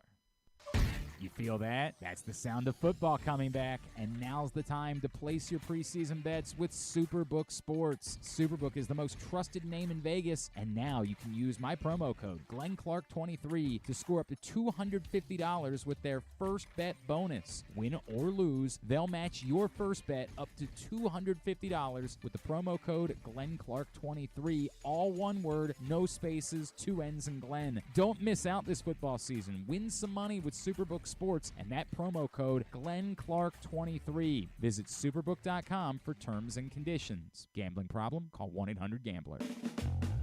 It's another exciting weekend of affordable family fun at Prince George's Stadium with the Bowie Bay Sox. It's the return of Grateful Dead Night on Friday the 18th. A special t-shirt package is available. Back-to-back fireworks carry on to Saturday the 19th with our Baytoberfest. Get some beer specials while you enjoy the game. And get here early on Sunday for a pregame Meet the Team autograph session. Get your tickets now by calling 301-805-6000 or anytime online at baysox.com. The Bowie Bay Sox. Let us be your 9-inning vacation. I'm Michael Giangrandi, president of AJ Michaels, your carrier energy expert for 44 years. Save money, energy, and make your home more comfortable and virus-free. Find us at ajmichaels.com. That's ajmichaels.com.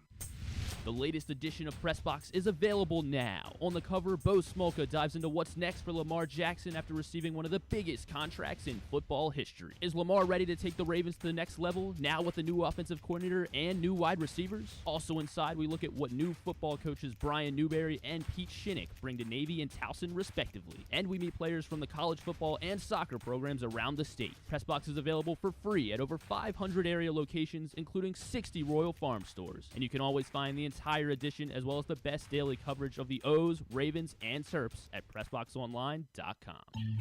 That first sip. That first bite. Start your day off right with a delicious breakfast at Royal Farms. Choose from a fantastic selection of fresh Royal Farms breakfast sandwiches and top it off with a rich hot cup of the freshest coffee in the world. At Royal Farms, breakfast is available day and night. It's the freshest breakfast in the world. Real fresh, real fast. Royal Farms. It's a Maryland thing you wouldn't understand. Where the waves meet the shore, you will find Dorchester County. Hi, this is Jimmy Charles. When I think of Maryland, I think Dorchester County on the Eastern Shore where it's open for making memories. Dorchester County, it's a Maryland thing. For more info, visit www.visitdorchester.org. It's a Maryland thing. Hell yeah. It's a Maryland thing. Hell yeah. America's biggest bike race returns to Maryland Sunday, September 3rd as 120 of the world's best cyclists race the Maryland Cycling Classic presented by United Healthcare. Come enjoy the free fan zones and festival with interactives, food, and drink beginning at noon. Then see the exciting race conclusion from 3 to 5 p.m. in the Inner Harbor. Come be loud, be proud, and let the world hear you. For more information, go to marylandcyclingclassic.us. Whether your focus is luxury and comfort, convenience and technologically advanced connectivity, or sporty performance and aggressive styling, we've got the perfect Highlander for you. Check out buyatoyota.com for deals on new Highlanders from your local Toyota dealer today. If you miss anything on the show, don't forget that you can watch full episodes at youtube.com/pressboxonline, and you can download podcasts on Apple, iTunes, Amazon, and Grindr. Wait, did I say Grindr? I don't think that you would find it on Grindr. Not that I know it's on Grindr or anything, I swear. On second thought, you know what? I don't care what you think. Here's Glenn. All right, back in here on GCR as we continue on a Would You Rather Wednesday edition of the program. I apologize to the person that I'm sorry. When you try to tell me, I get a cornerback. Like, yes, thank you. I'm aware. You're not telling me something I don't know. All right? And I'm going to say this for the entirety of the internet. There's nothing about the website formerly known as Twitter or the internet in general that we like doing more than thinking that we're smarter than everybody else and that we know something that they don't. Stop. Stop. Love you. God bless. Offer something more than that. Offer something more valuable. That is my suggestion. But continue to get me your responses at Glenn Clark Radio on Twitter, Facebook.com for Would You Rather Wednesday. And if you are just capable of playing the game, I would encourage you that you could win because a lot of people aren't capable of playing the game, and we're not going to include them in who we consider to win today on Would You Rather Wednesday. All right? That's the way that it goes. Griffin, you want to tell everybody about what's going on at Live Casino and Hotel? I'd love for it if you did. I would love to, yes. I would love to as well. I want to tell you about the new member program that they got going right now. We're all about more yes. Sign up for Live Casino and Hotel Maryland rewards today and earn up to $50. You can take a spin with free slot play or join the action with direct bet or indulge in your favorite dining experience with comps. All new members will receive a free tote bag. And for more information, go to maryland.livecasinohotel.com. At Arundel Mills, must be 21. Please play responsibly. For help, visit mdgamblinghelp.org or call 1-800-GAMBLER. Chris, I'm trying to think about who it would be that would be called up to take Nick Vespe's spot on the roster, and I got to be honest with you, that just hadn't thought about it. Keegan Aiken comes to mind as like the guy that could just bring back up and say, you can be the guy for now. I guess they could bring back up Joey Crable, although they'd have to. Is Joey Crable been down long enough? I don't think he's been down long enough. They'd have to have an injury, so I don't think that Joey Crable could be the answer. I think the answer would be Keegan Aiken. Now, I also don't know if he pitched last night because I do think that would play a role.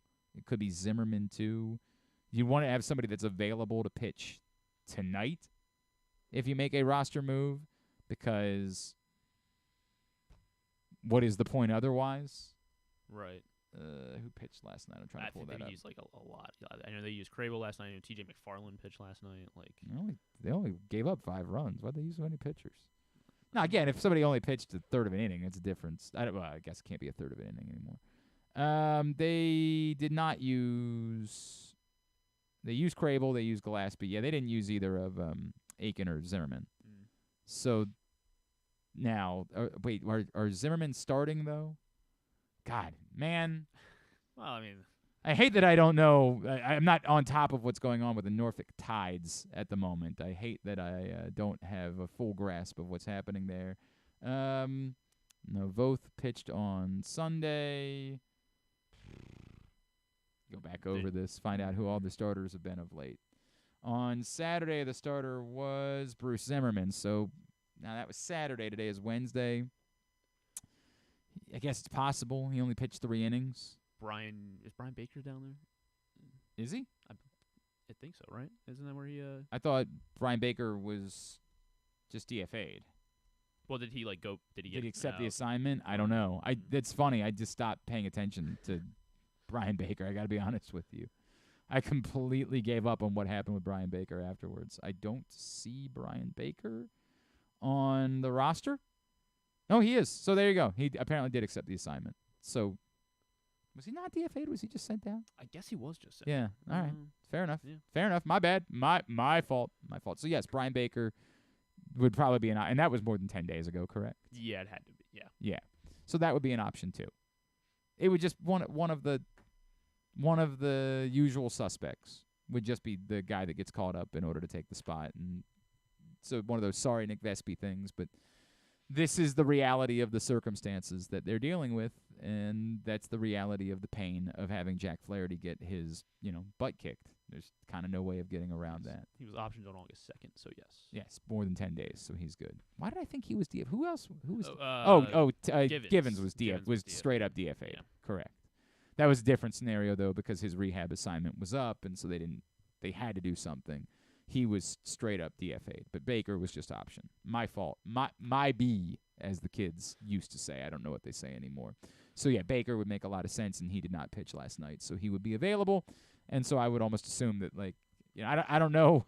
Was the game in Memphis or was it in Norfolk? It is in Memphis. It was in Memphis? Yeah. So I don't know that there's a direct flight from Memphis to San Diego. There should be. I try to think of what time. I'm trying to do that math in my head. I guess he probably woke up this morning at 6, got on the first flight that would get him there, maybe arrives at 3 o'clock. Hey, he's fine. He's fine. He's a young man. He'll be just fine and available for the Orioles tonight. Some responses that have come in for Would You Rather Wednesday, and I appreciate those of you that are trying to. There are still more of you that are just not capable of playing the game. From Ivan, I'll take Spirit Airlines. The lack of legroom on the flights isn't a big deal for me since I'm short. I absolutely hate amusement park lines in the heat. It's a good answer.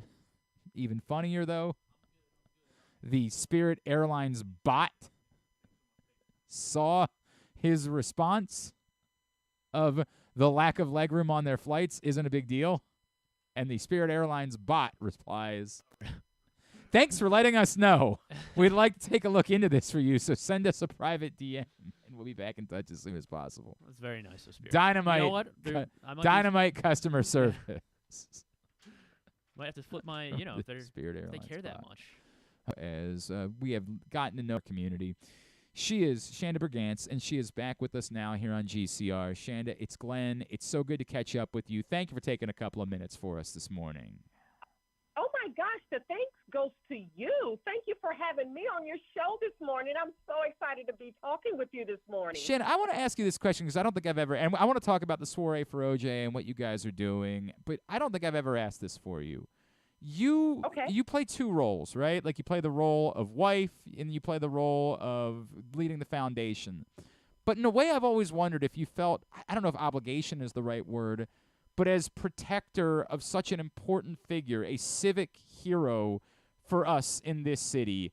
And I don't know if that's a role that's, and wanting to make sure that you are there to protect him, us, that relationship between he and everyone in this community. That's an amazing question. Thank you so much for that question. I would love to answer that question, and I would start out answering that question by saying I wear many hats. Sure. I wear many hats, and all are equally as important. I'm a wife, first and foremost. Yep. I'm a wife. I take care of our home. I oversee our home. I help to oversee our nurses who come in to help me, from time to time with OJ. I am the co-founder of the foundation, of the Brigance Brigade Foundation. I now have my Chanda Cares WJZ television segment now.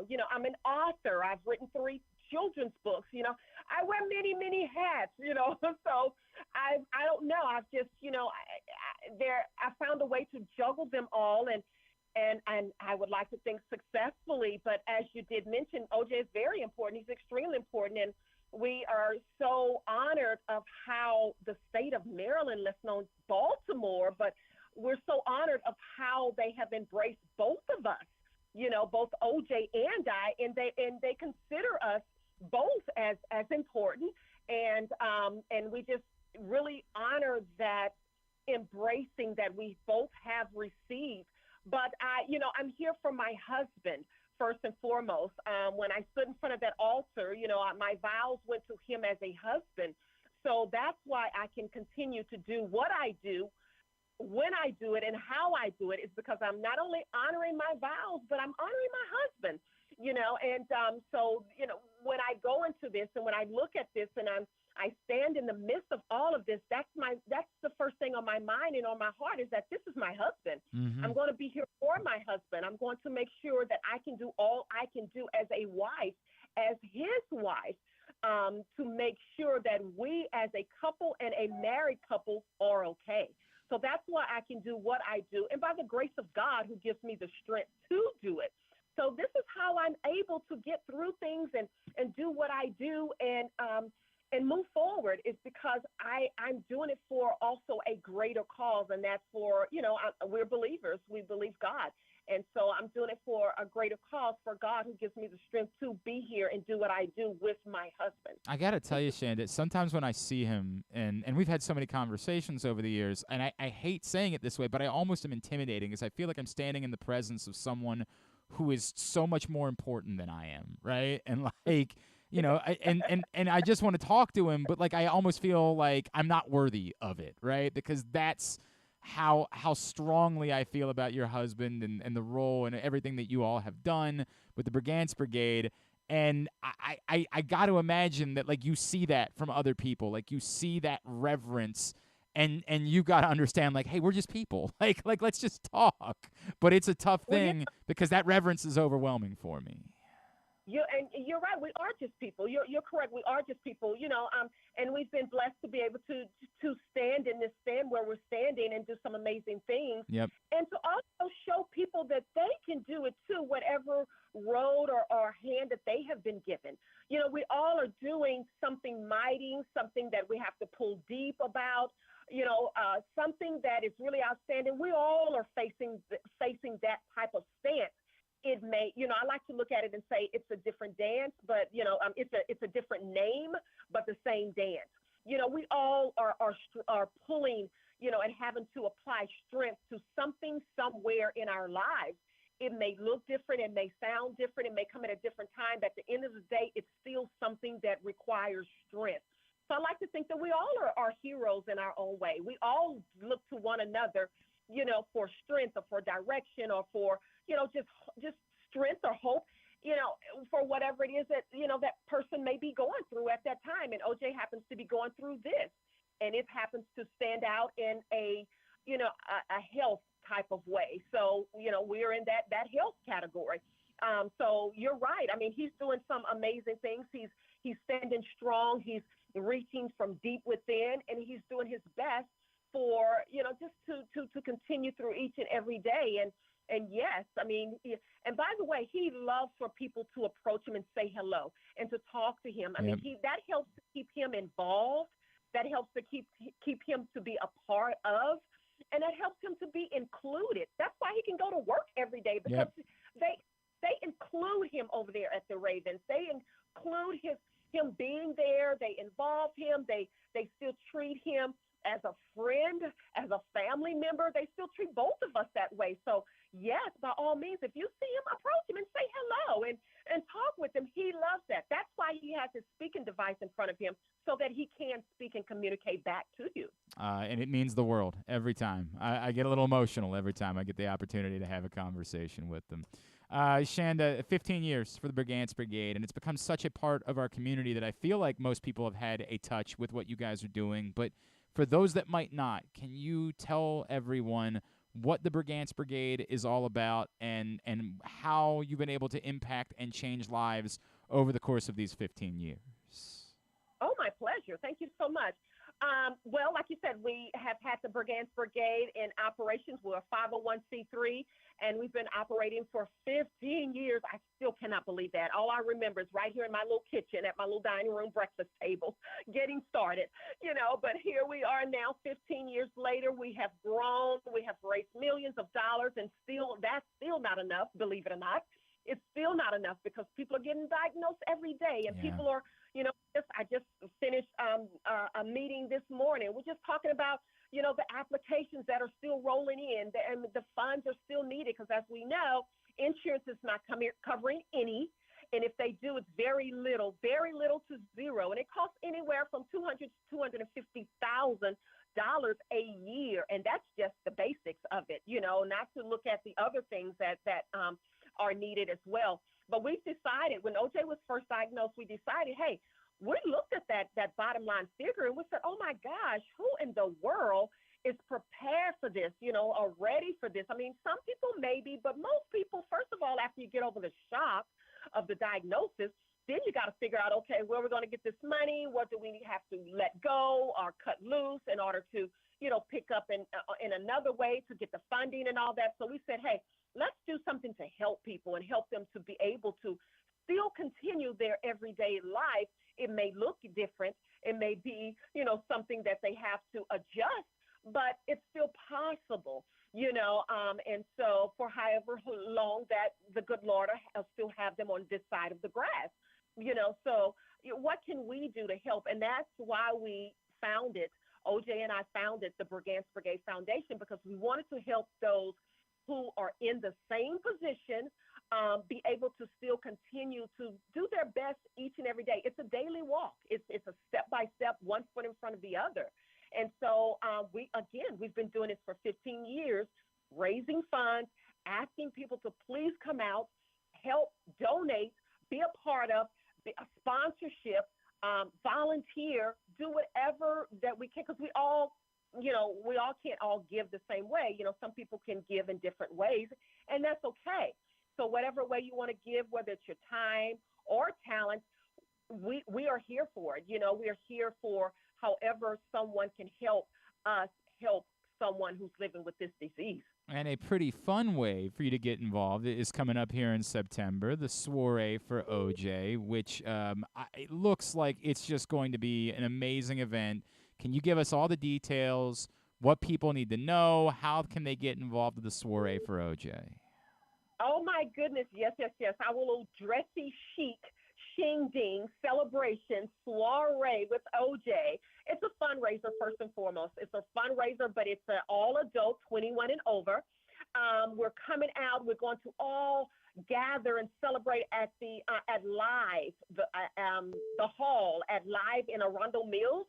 And it's going to be a two-day thing, all because it's our anniversary and for the foundation. So it's going to be a two-day thing. We're going to come together on Friday, September 29th, all starting at 7 p.m. And we're going to, just hear a little bit about the foundation and celebrate, our pals and our cows. And, we have the Lieutenant Governor is coming out. She's going to join us and speak. We have a few other VIPs who are going to be there, and people are flying in for this. Because like I said, it's the anniversary, and it's a big fundraiser. So we're asking any and everyone, if you want to come out, make a weekend of it, because we're staying overnight. We're getting like a $400 or $500 room for about $2-something, all in the bundle, we call it. And the next morning we'll get up, we'll have a brunch, as well, and continue socializing and all that. So we're just making a big weekend of this big fundraiser, this 15-year fundraiser. So everybody, please get your tickets and just come on out. When you say VIPs, I know some folks that have showed up for these events over the years, and they really do qualify as VIPs. I mean, that's how much OJ means to everybody. I want to make sure. Go ahead, Chanda. No, I was just saying, you'll never know who you'll see in the room. And this year we're doing it kind of different. We're going to be served. We're going to sit down and have a nice dinner. We have a live auction, and oh my gosh, the auction items are fabulous. So we have auction items, and we're going to have nightlife, a live band. We're going to be dancing, and We're going to also say happy birthday to OJ because it is his actual birthday date. Wonderful. September 20th. Oh, it's wonderful. We're going to have an amazing time. All right, so let's get all the details in. Where can people find out more? How do they get their tickets? Everything. What can we pass along, Chanda? Oh, my gosh. BriganceBrigade.org. Go on to our BriganceBrigade.org website, and once the website pops up, it pops up purchase tickets. Click that. Just click on it. We made it easy. You would think 1, 2, 3, but we made it 1, 2 because that's just how easy it is. Click on the little link. All of the pricing, all of the description, all of the details pops up, and all you have to do is just punch on the little button that you prefer or you choose, and that's it. And you're in. You'll be there with us. So we ask everyone, go to BriganceBrigade.org. All of the detail is there. Just push ticket. And for those who cannot make it, we also have a donate button. Donate if you like to donate, because anything and everything helps. Chanda, we love you. We love the Brigance Brigade, and we've been honored to partner up a couple times over the years on various things. Obviously, we love OJ, and we'll continue to make sure we put the word out. We are grateful for you all and your commitment to serving this community, and thank you for spending a couple of minutes with us this morning. Thank you so much, and I expect to see you and everyone on your team there at the soiree with OJ. Can't wait. Thank you, Chanda. Chanda, I'm sorry. Chanda Brigance. I did it again. I've done that like twice this morning. I'm a jerk, and I know, Chanda. Sorry. But love that. Love that we continue to lift up and support OJ, and I'm telling you, every time I remember having an entire conversation with him about it when we did the Tucker Fest event with our buddy Chris Ruling and Grade 8's Memorabilia a couple summers ago, where I just outright said to OJ, I'm like, dude, I love you, but there are times where it's difficult to talk to you because I just feel overwhelmed by you, the man you are, the leader you are. Sometimes it's just a lot for me. And I appreciate that he always, like, OJ's so great if you're around him, like, he will always crack a joke right back. Like, he will not allow the conversation to be too heavy. And I appreciate that a great deal about him. They are special people, the Brigances, and certainly want to lift up and support the Brigance Brigade and encourage you to be there for the soiree with OJ as they celebrate 15 years of the Brigance Brigade. Again, BriganceBrigade.org is the website. If you're before the game tonight looking for a fun show, Stan the Fan Charles and Gary Steiner and catch up with John Kelly. John Kelly, so much involved with the Maryland Cycling Classic. Critical part of why this event exists in our community. He is the chairman of the event. And you can check that out tonight at 7 o'clock before the baseball game. Facebook.com/PressBoxSports, YouTube.com/PressBoxOnline. If you miss it live tonight, you can watch it there tomorrow, or PressBoxOnline.com/video. Stan the Fan Charles, Gary Stein, and Maryland Cycling Classic Chairman John Kelly. Let's switch gears now, and let's make a trip to Norfolk to chat with a member of the Tides, our next guest, Tides catcher, and a man who's is at a nice little stretch here, really, playing quite well. He is Maverick Handley, and he's back with us now here on GCR. Maverick, it's Glenn in Griffin in Baltimore. It's great to catch up. Thank you for taking a couple of minutes for us. Yeah, hey, good morning, guys. Hey, it's good to chat with you, dude. I know things have been going pretty well of late. I don't know, I know baseball players are superstitious. Like, you didn't, change the routine, decide to wear, the same color underwear every day or anything like that. What do you have to thank for this great stretch of late? Early in the season, I got on this sweatbands kick, and I took those off and started balling. So I guess sweatbands just aren't the move. Okay, so it's never again is what you're saying. Or until you go into a funk again, and then you got to go right back to the sweatbands. Exactly. That's the way that it works. You know how it works. Maverick, yep. I feel like in so many ways you have come through this system kind of under the radar, right? Because it's the nature of being maybe in the shadow of one of the best catchers in all of baseball, one of the most heralded prospects. Has that, for you, been a good thing? Like, you haven't felt as much pressure? Has it been, difficult because you find yourself asking questions like, hey, is there going to be a role for me? Like, how has that been for you as you've come through the course of the system? Yeah, I mean, that's a really good question. I think, my path and Rutschman's paths are obviously very different. He, number one pick, a really great player. And honestly, when I showed up in the pro ball, I had a lot of learning to do and a lot of adjustments to make. And I was not ready to compete when I first got into pro ball. My swing wasn't ready, wasn't built to hit professional hitting.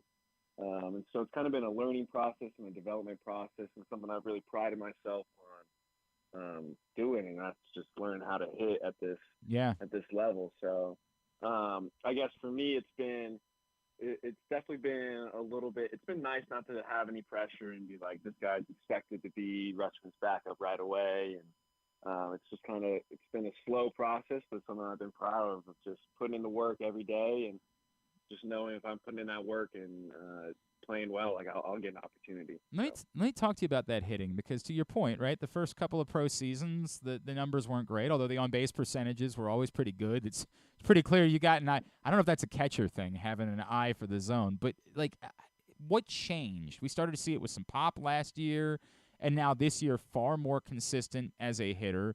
Besides the sweatbands things, what really has changed over the years that's allowed you to adjust as the levels have gotten more difficult? Yeah, I mean, I think it's like my first 40 games in pro balls in short season, I had like 3 extra base hits. And honestly, it was the pitch that got me the most was the 4-seam fastball with like right up in the zone. It just feels like it goes right above your barrel. And when I first got into pro ball, I was swinging all the ones that were balls, and even when I was swinging the ones that were strikes, I just couldn't hit it. And so I think we lost Maverick. We'll kind of get him back. Norfolk Tides, Maverick Handley, catcher from the Norfolk Tides, with us here on GCR. Of course, if you're headed down to the Tidewater area, the Norfolk Tides will be back home next Tuesday night, open up a series against the Durham Bulls, and through the weekend as the summer's winding down, might be worth taking a trip down. A lot of great events coming up next week with the Tides, including a baseball card giveaway, as well as the Patriotic Virginia Heritage Baseball Cap giveaway, pregame power hours, all sorts of fireworks, Navy night, all sorts of stuff going on next week with the Norfolk Tides when they return home. Let's reconnect with Maverick Handley, who's back with us now here on GCR.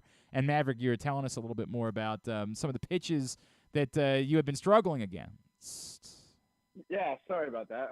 But yeah, it was that 4-seam fastball with some ride, and then so I really just took a look at my swing and just realized I wasn't built to hit it. So I went and outsourced and went to Driveline Baseball and hopped in their motion capture lab, talked to a lot of hitting coaches there, and just pretty much spent 3 off seasons there just attacking my weaknesses and building a better swing and knowing I had to swing the bat harder, swing the bat more accurate, and keep swinging at the right pitches, which is a strength of mine. So all that kind of combined in, I feel like the results are starting to show for themselves. Is that a natural catcher thing? Like, is it, you mentioned that seeing the right pitches, it's always been a strength of yours, and the numbers are very indicative of that. You're consistently someone whose on-base percentage is about 100 or more points higher than your batting average. But is that just the nature of the way that you see the zone from your time behind the plate? Is it something that was taught to you at a young age when you were playing a different position? Where does that eye come from? Yeah, I think it definitely helps being a catcher, seeing more pitches. I think it's a little tough too. It's just a different perspective, hitting versus catching. Like catching, it's all in front of you. The ball's being thrown right at you, whereas hitting, it's in this little magical box that's kind of to the side of you. So I think it more kind of leans into like being a catcher. The pitchers are going to miss their spots, and they generally miss by a lot. So just being a little bit more patient, like I think it might be a catcher thing. Yeah, I think Adley right now leads all of baseball in called strikes outside of the zone. So. It's amazing, right? Like he knows the strike zone better than the umpire knows the strike zone. It's nuts. Yeah. Which might say something about the umpire, but we'll save that for another day. Maverick, I have to get to the important questions today. How difficult was last summer for you when the movie was in theaters? Everybody in the country was talking about it. How much did you get tired of the jokes, or like, were you able to have fun with all of it? Yeah, I mean, I was definitely able to have fun with it. I think I had the Top Gun like theme song as my walk-up song. It's really funny. I think the umpires get the most laugh out of it. They always ask me where Goose is at, and I mean, thank goodness it's a great movie. Correct, right? Oh my God, no doubt, no doubt. Nothing to be ashamed of by any means. Where did Maverick come from? Like, did your parents ever tell you why? Was it? I've never asked you this before. Was it related to Top Gun? My dad swears that it wasn't. He says that there was like this old Western like cowboy show that the sheriff's name was Maverick. Okay. I've never seen it, but he swears it wasn't related to Top Gun. I think he was just going for uniqueness. Is there any pressure that comes along with having the name Maverick alone? Like, you're just going to get more attention because of it, and there's going to be like, it's just such a damn cool. I'm not even kidding about this. I have an 8-year-old and a 6-year-old, and look, Gunnar Henderson's a great baseball player, and maybe the reason why they're obsessed Gunnar Henderson fans is just because he's a great baseball player. But I got a funny feeling it's also because his name is Gunnar, right? Like, and it's just such a damn cool name to have. Is there a pressure that comes along with having such a damn cool name? We're like, dude, I better be worthy of the name Maverick. I don't think there's any pressure by any means. I think it adds a little bit of swagger, you know. Okay. Just having that name, like, yeah, that's right. I'm Maverick. I'm the man. Like, that's what it's like. You got to remember the name, you know. Like, it's. I don't think there's really any pressure that comes along with it, but. I mean, shoot, when I was a kid, I used to introduce myself to people and be like, you like my name? And, you know, so I think it's just something I've grown up with for a while. I dig that, man. I dig that. You referenced a minute ago, like, the idea of there being pressure on you to be ready to be Adley's backup. And it's an interesting spot to be in, right, where you're looking at an organization that is coming into its own, and there's so much excitement. You, of course, probably, you know, like anybody else, believe that you're an everyday major league catcher. So how do you handle, like, the wanting to be here, wanting to be a part of it, you know, wanting to be that guy and help a team win a World Series versus the, yeah, but if someone else saw me and, like, could see that I'm an everyday catcher, that would be good too. Like, how do you handle those sort of conflicting feelings that I'm sure you deal with? Yeah, I mean, that's a great question. I think being a backup catcher definitely can be a little tough on you mentally. Like, you're getting your opportunity once every 3 days, and those at-bats can kind of stick with you a couple extra days. Since you're just not getting back out there to kind of get another opportunity. So that can be a little tough, but, I mean, what you said, the Orioles we're pushing for a World Series. Right. That is definitely in the realm of the next couple of years. And so, like, for me, it's about kind of reframing that perspective and being like, I'm here to help my guys. Like, how can I be a servant leader? How can I ask myself, like, what can I do for Rutschman? What can I do for my pitcher? What can I do for my guy right next to me that helps him get better and overall help the team? And I think that's what makes baseball a really great individual and team sport, is that all these guys have individual stats, individual points to them, and it's about, but at the end of the day, it's about winning. And, like, if you can ask yourself, what did I do today that helped this team win, then you're contributing to the team. That's kind of how I've reframed it. Is I want to be that guy. I want to be that guy that the team can go, hey, we're going to give Rutschman a blow. We need you to step up, and I want to be that guy who can say, yes, I'm here for it. I'm just as good. Yeah. Okay, Maverick, can I ask it this way? Because what you're saying, it's such a mature way, and I'm sure part of that is just being 25, right? Like, that you just can see things in a different way than you probably did when you were 20 years old. But, like, did it take a moment for you? Was there a place where you said, like, nah, I'm going to have to be somewhere else because I've got to be the guy, to be so comfortable at this point with, like, knowing, hey, I just might not be the guy. I might be a guy, and part of it, was that something that you had to, you know, have a conversation with somebody or see somewhere else, or did you always have a mentality like that? I mean, I think that the mentality of me being the guy kind of went away the first 2 years of pro ball when I hit like 200. Fair, you know, and I fair, kind of yeah.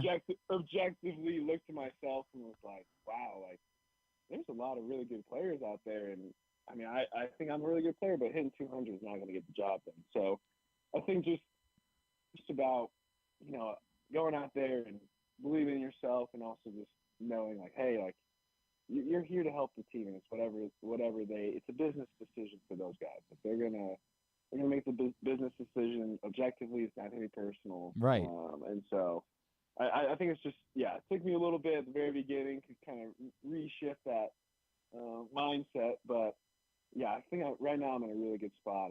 Really, really, really good spot with it, and obviously it's still a dream of mine to be the guy. Of course, right. I think that, but I still think I have some growth that needs to happen, and I still need to become a better player. You know? By the way, being the quote unquote backup catcher and winning a World Series is a pretty damn good thing to do, if that's the way that it ends up playing out. Like, yeah, I mean, I would not complain. That's yeah, for sure. And especially it's unique here because Adley does to get a few more days off because of how important he is in the lineup. So it is a different, you know, James McCann's been a huge part of what the Orioles have been doing this season, particularly of late, where he's been just bonkers. So it's probably a different role than it is in a lot of other places. Let me approach, you know, working with these guys, coming up with this group of pitchers throughout the course of this system.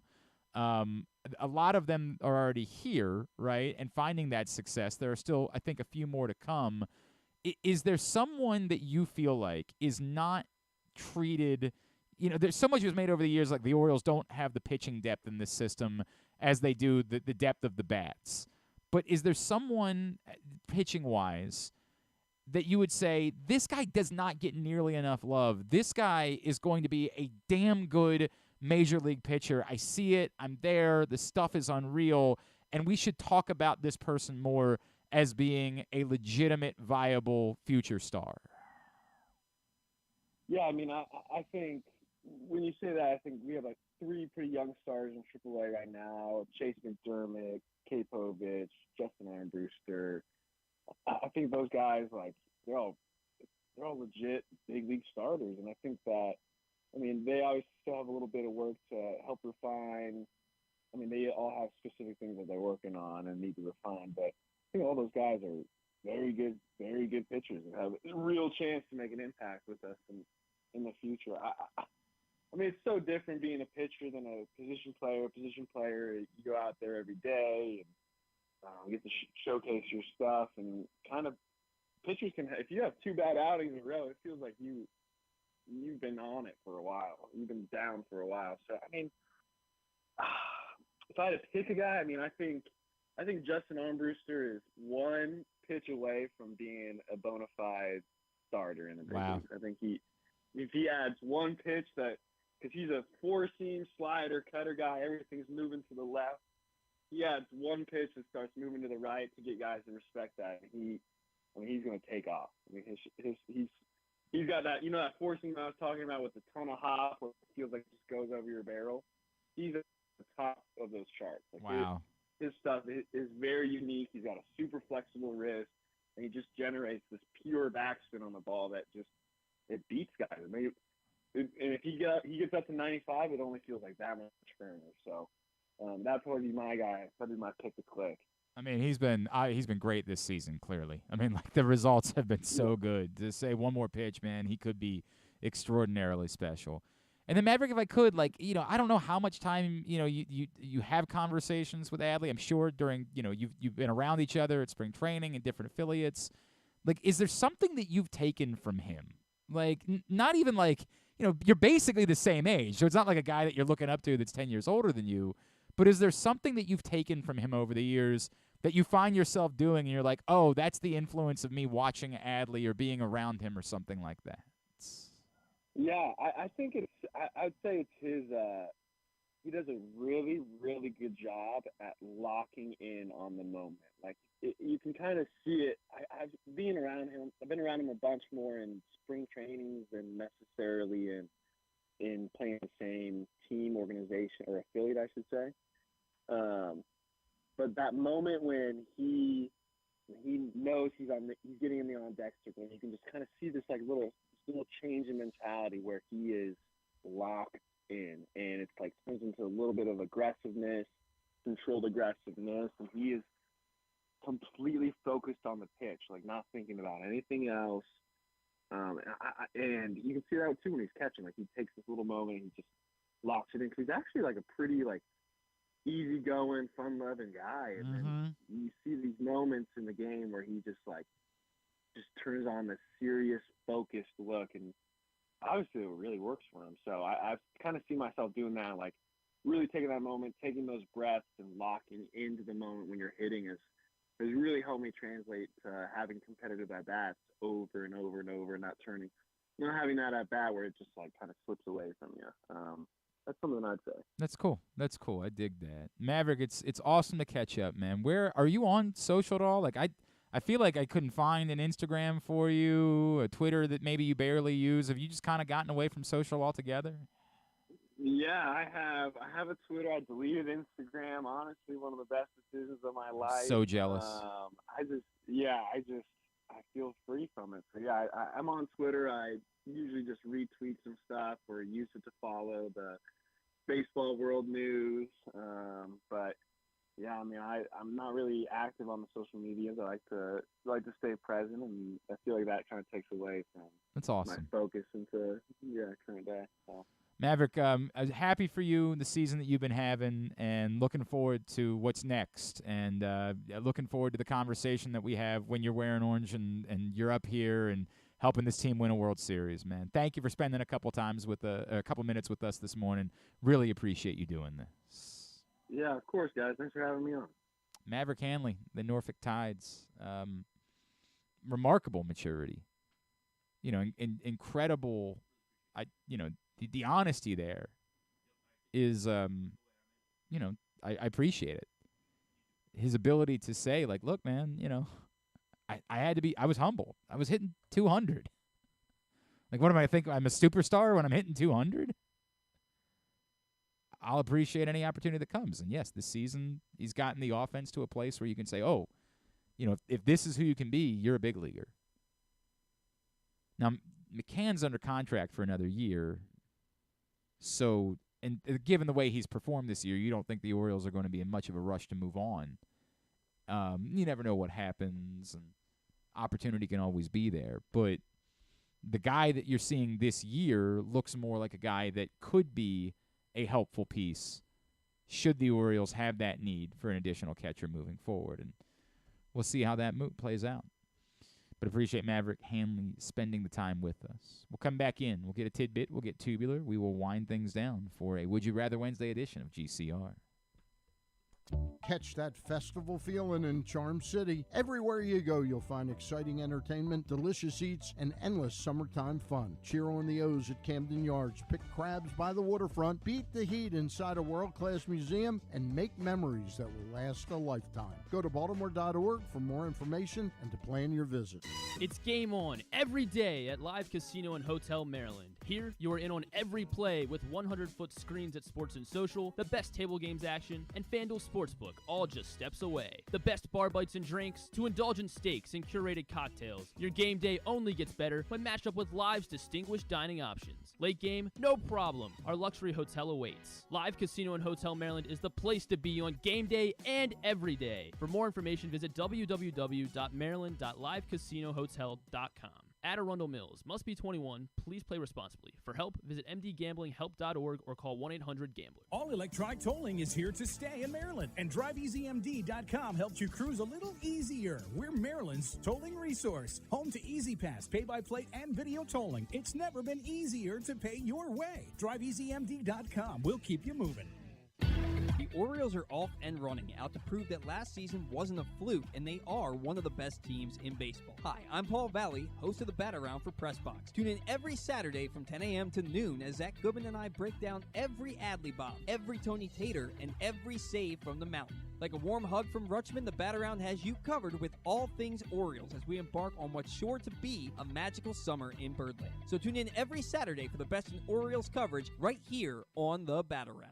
Picking a restaurant to try for the first time? Let's look at the Costas Inn. Here's a few checklist items. Quality of the food? Check. Quality of service? Check. Does restaurant have plenty of free parking? Check. And finally, does restaurant have delicious steamed crabs, crab cakes, crab soup, and specials galore? Check, check, check. Costas Inn, 4100 North Point Boulevard. They check all the boxes. The latest edition of PressBox is available now. On the cover, Bo Smolka dives into what's next for Lamar Jackson after receiving one of the biggest contracts in football history. Is Lamar ready to take the Ravens to the next level, now with a new offensive coordinator and new wide receivers? Also inside, we look at what new football coaches Brian Newberry and Pete Shinnick bring to Navy and Towson, respectively. And we meet players from the college football and soccer programs around the state. PressBox is available for free at over 500 area locations, including 60 Royal Farm stores. And you can always find the entire edition as well as the best daily coverage of the O's, Ravens, and Terps at PressBoxOnline.com. It's another exciting weekend of affordable family fun at Prince George's Stadium with the Bowie Bay Sox. It's the return of Grateful Dead Night on Friday the 18th. A special t-shirt package is available. Back-to-back fireworks carry on to Saturday the 19th with our Baytoberfest. Get some beer specials while you enjoy the game. And get here early on Sunday for a pregame Meet the Team autograph session. Get your tickets now by calling 301-805-6000 or anytime online at baysox.com. The Bowie Bay Sox. Let us be your 9-inning vacation. That first sip. That first bite. Start your day off right with a delicious breakfast at Royal Farms. Choose from a fantastic selection of fresh Royal Farms breakfast sandwiches and top it off with a rich hot cup of the freshest coffee in the world. At Royal Farms, breakfast is available day and night. It's the freshest breakfast in the world. Real fresh, real fast. Royal Farms. If you need more of Glenn, you can also hear him every Sunday with Reeta on 105.7 The Fan. But also, if you need more of Glenn, what's wrong with you? By the way, it's not just me. I want to say, I got a message from Dave earlier that said Glenn was looking at the list of players that are still free agents right now. Why is Isaiah Rodgers still out there? And I, at first, was like, yeah, why is Isaiah Rodgers still? Like, not like he's like that special of a player, but why would he still? I had, like Dave, utterly forgotten that he was suspended for the season because of gambling. So, no, Isaiah Rodgers will not be able to help. That is not an option. That's the reason. Ronald Darby is probably the best available free agent at this point. Ronald Darby played last season with the Broncos and only played in 5 games. I don't remember what the injury was. He's from nearby. He's from just outside of D.C. He met with the Titans, apparently, recently. This is where you are. Yeah, I mean, you can only sign the guys that are available. Scraping. Right, but that's the reality. Like, there's nobody. Byron Jones is still available. Remember from UConn. Byron Jones for a minute looked like a player in Dallas. Like, looked like he was gonna be special. And Logan Ryan was a second-team All-Pro one year. Logan Ryan's still available. I mean, he's like, this 32, is. But this is what it is. Yeah. Like, this is what's there. The bigger problem, I guess, did Byron Jones, was he hurt all of last season? Is that why he didn't play at all? Did he announce that he retired? Maybe he announced that he retired. Good for him. Yeah, Not Byron unless Jones the announced that he retired. Oh, So, really? sorry. Scratch him off the list. It is bleak, man. Yeah, he did not play last year. You're right. And apparently at some point announced he was retired. Is Casey Hayward still Troy Hill? I know a couple people have brought up Troy Hill. Dude, that's what's out there. I believe Casey Hayward is available, right? I believe that's true. I think Bryce Callahan's still out there too. But these are guys. I mean, these are just guys whose names you've heard of because they've been good in the past, but they're all available in August for reasons. Now, that doesn't mean that you can't find somebody off the scrap heap that you could plug in and they could help get you by. And the Ravens will almost certainly have to do that. In the next day or two, they will almost be forced to sign a couple of veteran free agent cornerbacks. They, of course, already did that with Arthur Millette, who had been with the Steelers. And probably is going to have to play. It's the reality of the circumstances. If there was a good option, that guy would be employed. Right. Good cornerbacks aren't available on August 16th. And I saw, like Jeff Zrebeck said, they might have to go the trade route. I don't know who's trading you a viable cornerback. You can overpay for someone's fourth cornerback, maybe. But that guy's going to be covering Jamar Chase. Correct. Potentially. Like, it's just the reality of the circumstances. John Harbaugh did tell everyone that the foot injury was not yesterday. I guess this is something that Marlon Humphrey had been dealing with, and I presume that means that he was hoping to avoid surgery, and they just got to a point where they said, well, dude, if you're going to have to do it now. Let's deal with it now instead of dealing with it in October. Yeah. Makes you wonder why you didn't just do it. I mean, I can be understanding of this. I can understand somebody dealing with something where they say, I don't think it's that bad. I could play through this as necessary and, try to push off surgery, not have to miss any time. But if there was any risk of a surgery being needed, why wouldn't you do it on the first day of training camp? Like, day one, and be hopeful that means that you're definitely out there for the start of the season. John Harbaugh, this is according to Jeff Zrebeck, confirmed that Marlon Humphrey will have foot surgery, called it a lingering injury, said that how long he'll miss is, quote, to be determined, unquote, but he didn't think it will be a long-term thing. And, of course, the Ravens have never missed days to weeks. Right. So very clear timeline. Hey, look, man, it's what it is. It's what it is. That's what's going on with Marlon Humphrey, and the Ravens will have to figure something out. I've seen people talk about. Were there Jair Alexander trade rumors earlier this offseason that I wasn't aware of? Like, did I not know something? I feel like everybody's just sort of looking at the bad teams and saying, hey, bad teams, trade away your players. But the problem is they're all... I mean, people were making this stuff up earlier in the year. I mean, early in the offseason. There was no viable... No. I don't think there was any, real... I don't think there was any real legs to a Jair Alexander trade. I'm pulling up something from Wisconsin Sports Heroics. That's the same thing that you've got. I also see LombardiAvenue.com. Yeah, Brandon Olson of Fansided published an article that highlighted a scenario where the New York Giants landed Jair Alexander. I mean, I'm not saying don't make calls. Yeah. Make calls, but there's no reason for me to think the Packers would have any interest in trading away Jair Alexander. The Packers are looking at a division and saying we could win. As much as we're all saying, they're going to have to take huge steps back without Aaron Rodgers, there's a reason that they drafted Jordan Love. They believe that Jordan Love is a football player. So they're not going to give up. If you want to overpay, you can overpay. The problem is you're overpaying, and as we just talked about in this scenario, your draft picks are much more valuable now in the Lamar Jackson contract era.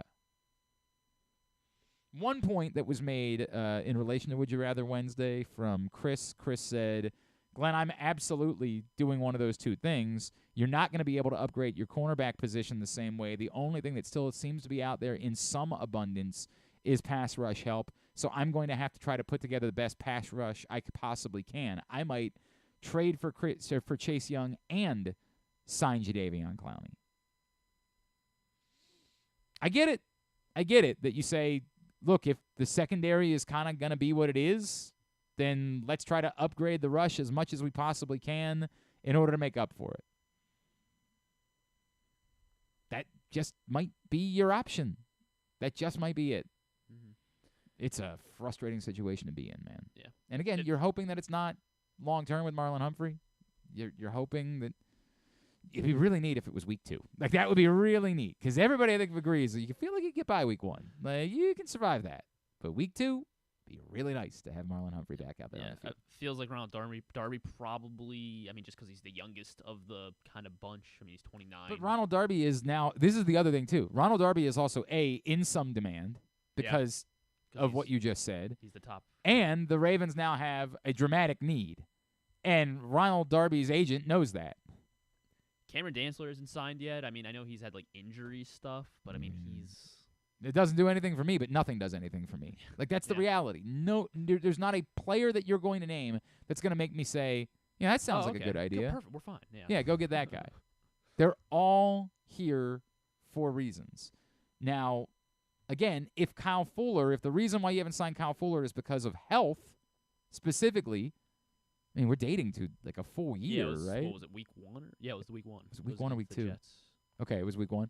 Yeah. I mean, we're dating to a full year. If health is still the issue, I'm not opposed to signing Kyle Fuller anyway, because even with Marlon Humphrey, you were going to need more depth at corner. So even if the guy can't help while Marlon Humphrey's out, I still would be in favor of having that person around if you think he can get back to a place where he can play. Right. I mean, even if he's essentially what Marcus Peters was last year, coming off the knee injury and, wasn't. Yeah, it wasn't the same, but was still better than some other options. Now, I think that's a stretch for Fuller, but not impossible. They at least could provide depth at the position. Sure. Sign Ronald Darby and sign Kyle Fuller and sign them all. Go sign everybody. They still have $9 million of cap space, don't they? I think so, like because that? it was either good thing they didn't sign Dalvin Cook. Yeah, right. Gee. Sign them all. And hopefully Marlon Humphrey's there early. The bigger question would be, are you willing to swing an in-season trade for a veteran cornerback once one of these teams knows, hey, we're not that good? Are you willing to do something like that as the season goes on? We'll see, but can't get around it. Not good. Just not good. Well, let's get a tidbit, shall we? Ezekiel Elliott's wearing 15 for the Patriots. It's not as exciting as Teddy Bridgewater wearing number 50. I hate whenever you bring up number-related things. I hate it. God damn, Teddy Bridgewater wearing number 50 does it for me. I agree. I'm excited for it. I hope he gets in a lot. Wasn't there a college quarterback that wore a number like in the 20s because maybe they had switched a position? And he was wearing like 24 or something? No, I don't know. Who was that? It's going to drive me nuts. It was Jared Lorenzen. Jared Lorenzen wore number 22 in college. The late Jared Lorenzen, which is sad. The hefty lefty. God, man. I wowed out over seeing a college quarterback wearing number 22. I don't know why I cared so deeply about it, but I my gosh. Yeah, that's awesome. What? Yeah, I'm just like seeing him wearing his jersey. Were you not aware of the phenomenon that was Jared Lorenzen? I know. I was not. Oh, not dude, the hefty lefty was a superstar. It's sad he passed away a couple years ago. Dude, the hefty lefty was one of the great college football phenomenons of all time. And yes, you would wow out his size, being a left-hander, and wearing number 22. No one at all cared about Kentucky, but we were all in on Jared Lorenzen, who also had a decent cup of coffee in the NFL afterwards. Like a guy that was the Giants backup for a while, yeah? I want to say might have even won a Super Bowl as a backup for the Giants or been on a Super Bowl team. Yeah, I guess 2007 was his last year with them. So yeah. Okay, there you go. There you go, baby. All in on Jared Lorenzen, man. All in. All right, very good. Let's get a tidbit. Yes, yeah. Tidbit is brought to you. I don't know why I haven't been. I think it's because there's just been so much happening today, and then the Marlon Humphrey news coming in kind of through. I just haven't been sharp, and so I apologize to all of you. I've been off my game today. Okay. Yeah, just little things. Okay. I've been off of it. I also blame West Coast baseball, and the damnedest thing I talked about earlier in the week with this bed that's set at the wrong level. We haven't gotten used to it yet. And I also think it has something to do with we don't have blinds still on the doors downstairs. That's got to end, Mrs. Clark.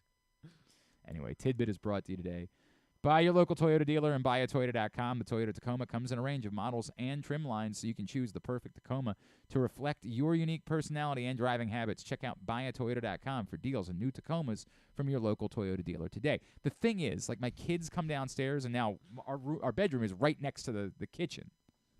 So the kids come downstairs for breakfast, and they're hooting and hollering, right? And it wakes me up. Or they want to come in and wake me up. And in the past, like, all right, love you, I could try to get right back to sleep. Now, with the sun coming in and everything and sleeping on the wrong firmness of a mattress, it's just not happening. So they'll come in at 7 o'clock after I've been up watching West Coast baseball. I'd be like, I'd like to get another hour. Just one more hour of sleep would be wonderful. I don't need to wake up until 8. You got the measurements down? You need me to, like, I can, you want me to stop at Home Depot or blinds, something? yeah. You want to be hired to be the blind guy? I thought we had a person. I have a dude. Never. I understand why everyone does their own remodeling. The rigmarole is out of control. You got to do this. The number of times I say, when will this be done? Oh, we're going to get to that next. Right, but when? Well, I mean, it's the next thing we're going to do. Right, give me a date.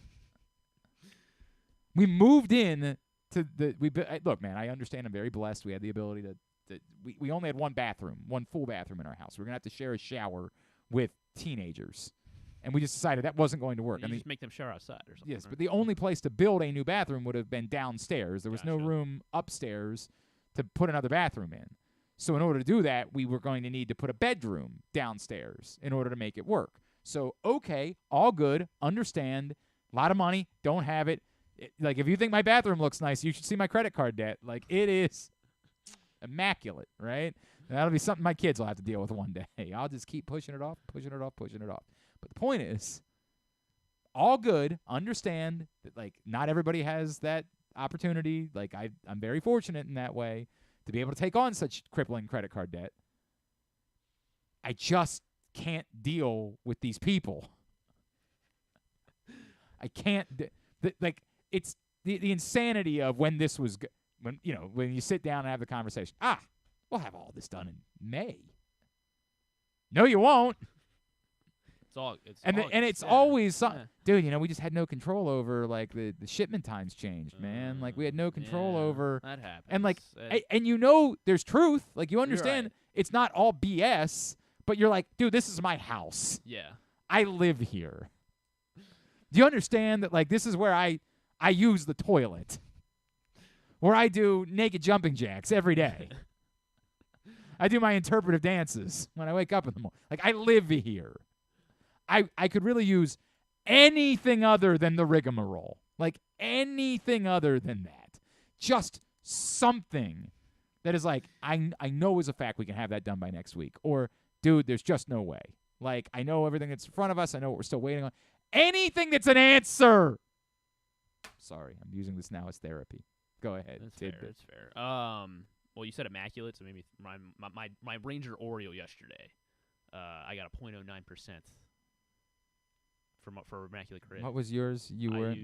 I went with Kevin Gregg for the Oriole Blue Jay. For yeah. the Oriole Ranger, Joe Saunders. It's really funny. I thought about Joe Saunders, but then I convinced myself, and I do this all the time.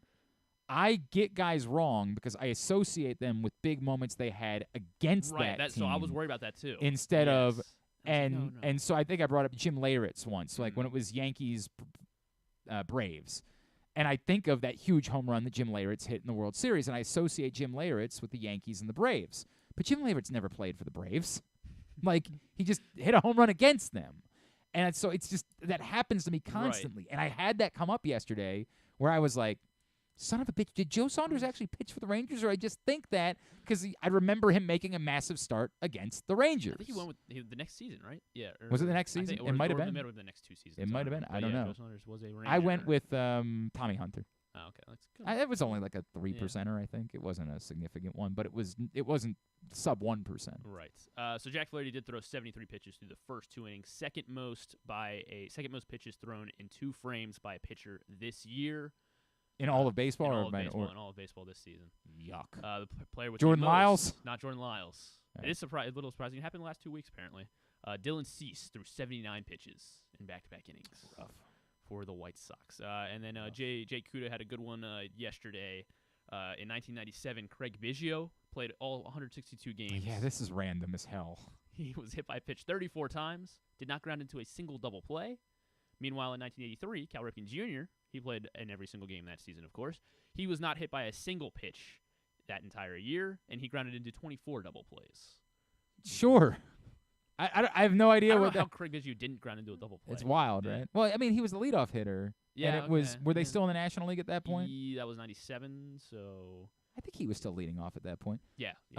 Were they and they were still in the National League Yeah. in 97, so he was coming up after a pitcher. After somebody didn't get on. Yeah, okay. I mean, like the pitcher is the ninth hitter at that Yeah. point, so pitcher weren't the most likely scenario. It's still a crazy anomaly, but there are factors that can make that more understandable. His first at bat of each game was definitely with nobody on base, and then the next couple at bats of the game were coming up immediately after worst hitter and pitcher. So it's still crazy. Checks out. Still crazy it was 0, but there were mitigating factors. Monday night, Max Scherzer recorded his 6th career game with 10 strikeouts and 1 or fewer hits allowed. It is tied for the 4th most games by a pitcher ever with 10 strikeouts and 1 or fewer hits. Can you name... I want to have you name the top... let's do the top 9 here. So Scherzer is tied for 4th with 6 games, 10 strikeouts, and 1 hit or less. I want to see if you can name the other 8 in the top 9 for most games. 10 strikeouts. Randy Johnson. Randy Johnson is he's in 2nd place. 10 games with 10 strikeouts and 1 or fewer hits. Nolan Ryan? He gave up hits. That's the only thing that's... Nolan Ryan is first. 19 such games. The longevity, 19 such games for Nolan Ryan. I'm just surprised because Nolan Ryan did give up a few more hits. Like the strikeouts obviously were overwhelming. Maddox. Greg Maddox is not in the top 9 here. Surprising. It is. Where's Greg Maddox? All right, we got to move this along. Okay. Kershaw. Kershaw, yes, tied for 7th, 5 games. Sounds like he's on the list. Yeah, he's on the list. Just giving all the facts out there. Thank you. Appreciate having all of the facts. I don't think that we would have survived. Sorry, yes. Verlander. Yes. He's 3rd. How about 8 games for Verlander? I mean, this is all time, right? Yes. There's all no time. So. God, should I be naming old timey baseball names? Two old guys and Bob 2 Gibson. guys that are still pitching. Wrong Bob. Bob Feller. Bob Feller has 6 games. Satchel Paige. Not Satchel Paige. Juan Marichal. Not Juan. Catfish Hunter. Not Catfish. Vida Blue. Not Vida Blue. Whitey Ford. Not Whitey Ford. Jim Palmer. Not Jim Palmer. Walter Johnson. Not Walter Johnson. Christy Mathewson. No. Babe Ruth. No. 1950s and 60s. Don Drysdale. Not Don Drysdale. Sandy Koufax. Sandy Koufax, indeed, is on this list. Just had a short tenure. That's the only surprising part about that. I guess the sheer brilliance of it. Pedro Martinez. Not Pedro. The other 2 guys are active pitchers. Other 2 guys are active pitchers. Yes. DeGrom. Not Jake DeGrom. Adam Wainwright. Not Wainwright. Active pitchers, and we've already named Kershaw, and we've already named Verlander, and we started with Scherzer. Active pitchers. They're both left-handed. Both left-handed. Mm-hmm. Wow. Not giving any hints. Yeah, I didn't ask for one yet, although it is 12:28. I might have to. I already said Kershaw.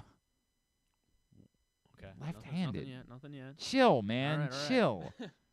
Chris Sale? Chris Sale is, in fact, on this list. 5 such games of 10 strikeouts and 1 or fewer hits. Man. Because you're trying to think of older guys. Right. He's pretty much in his prime right now. He's pretty much in his prime right now. Been pitching very well of late. It's going to drive me nuts. In his prime right now. Yes.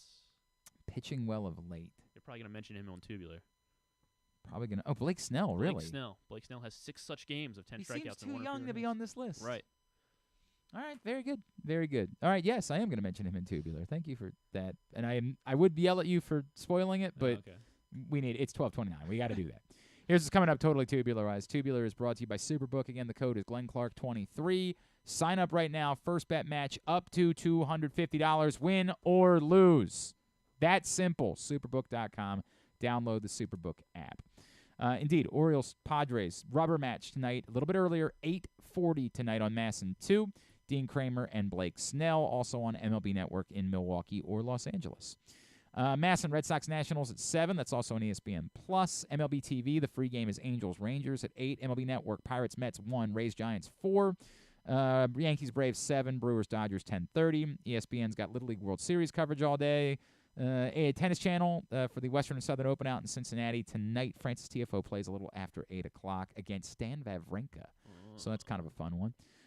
Super Cup this afternoon, Man City and Sevilla at 3 on CBS Sports Network, TBS for AEW Dynamite at 8. Anything non-sports-wise? No, not a whole lot. MasterChef tonight, the series finale of Riverdale on the CW at 9, and then Netflix has a docu-series, Depp versus Heard, so it's just kind of literally recapping I'm good. the Johnny Depp, I'm good. Amber Heard I'm good. defamation No, thank you. case. No, thank you. It was what? I mean... Thank you. It's not for me. Let's Let's go. go. Let's go. Let's go. It's 12:30. It's not worth spending the time talking about Johnny Depp and Amber Heard. I love you, but we're not doing that. Thanks to Chanda Brigance. Thanks also to Maverick, Handley, and to Reeta. Get all of it up in the greatest hits section of the Oh, my God. It's so good. tab at GlennClarkRadio.com. Tomorrow, Brian Newberry, Navy football coach, is going to join us. Jonathan Mayo, right, is tomorrow? Jonathan Mayo from MLB Pipeline. And we'll go to Bowie, talk to Keegan Gillies. He has a 1.5 ERA this season with the Bay Sox. Okay. All right. Very good. Thanks to everybody at PressBox, all of our great sponsors and partners, including Visit Baltimore, Live Casino and Hotel, Glory Days Grill, Dorchester County, the Bowie Bay Sox, Royal Farms, Costa Sins, Superbook, Baltimore Orioles, Birdland Sports, Easy Pass MD, Washington County, the Maryland Cycling Classic, your local Toyota dealer, buyatoyota.com. Thanks to Griffin at Griffin_Bass. Follow us, Twitter, Instagram, and TikTok at Glenn Clark Radio. Tonight, 7 to 9, Reeta and I on 105.7 The Fan. Have a great Wednesday evening. Go Birds. Duke sucks.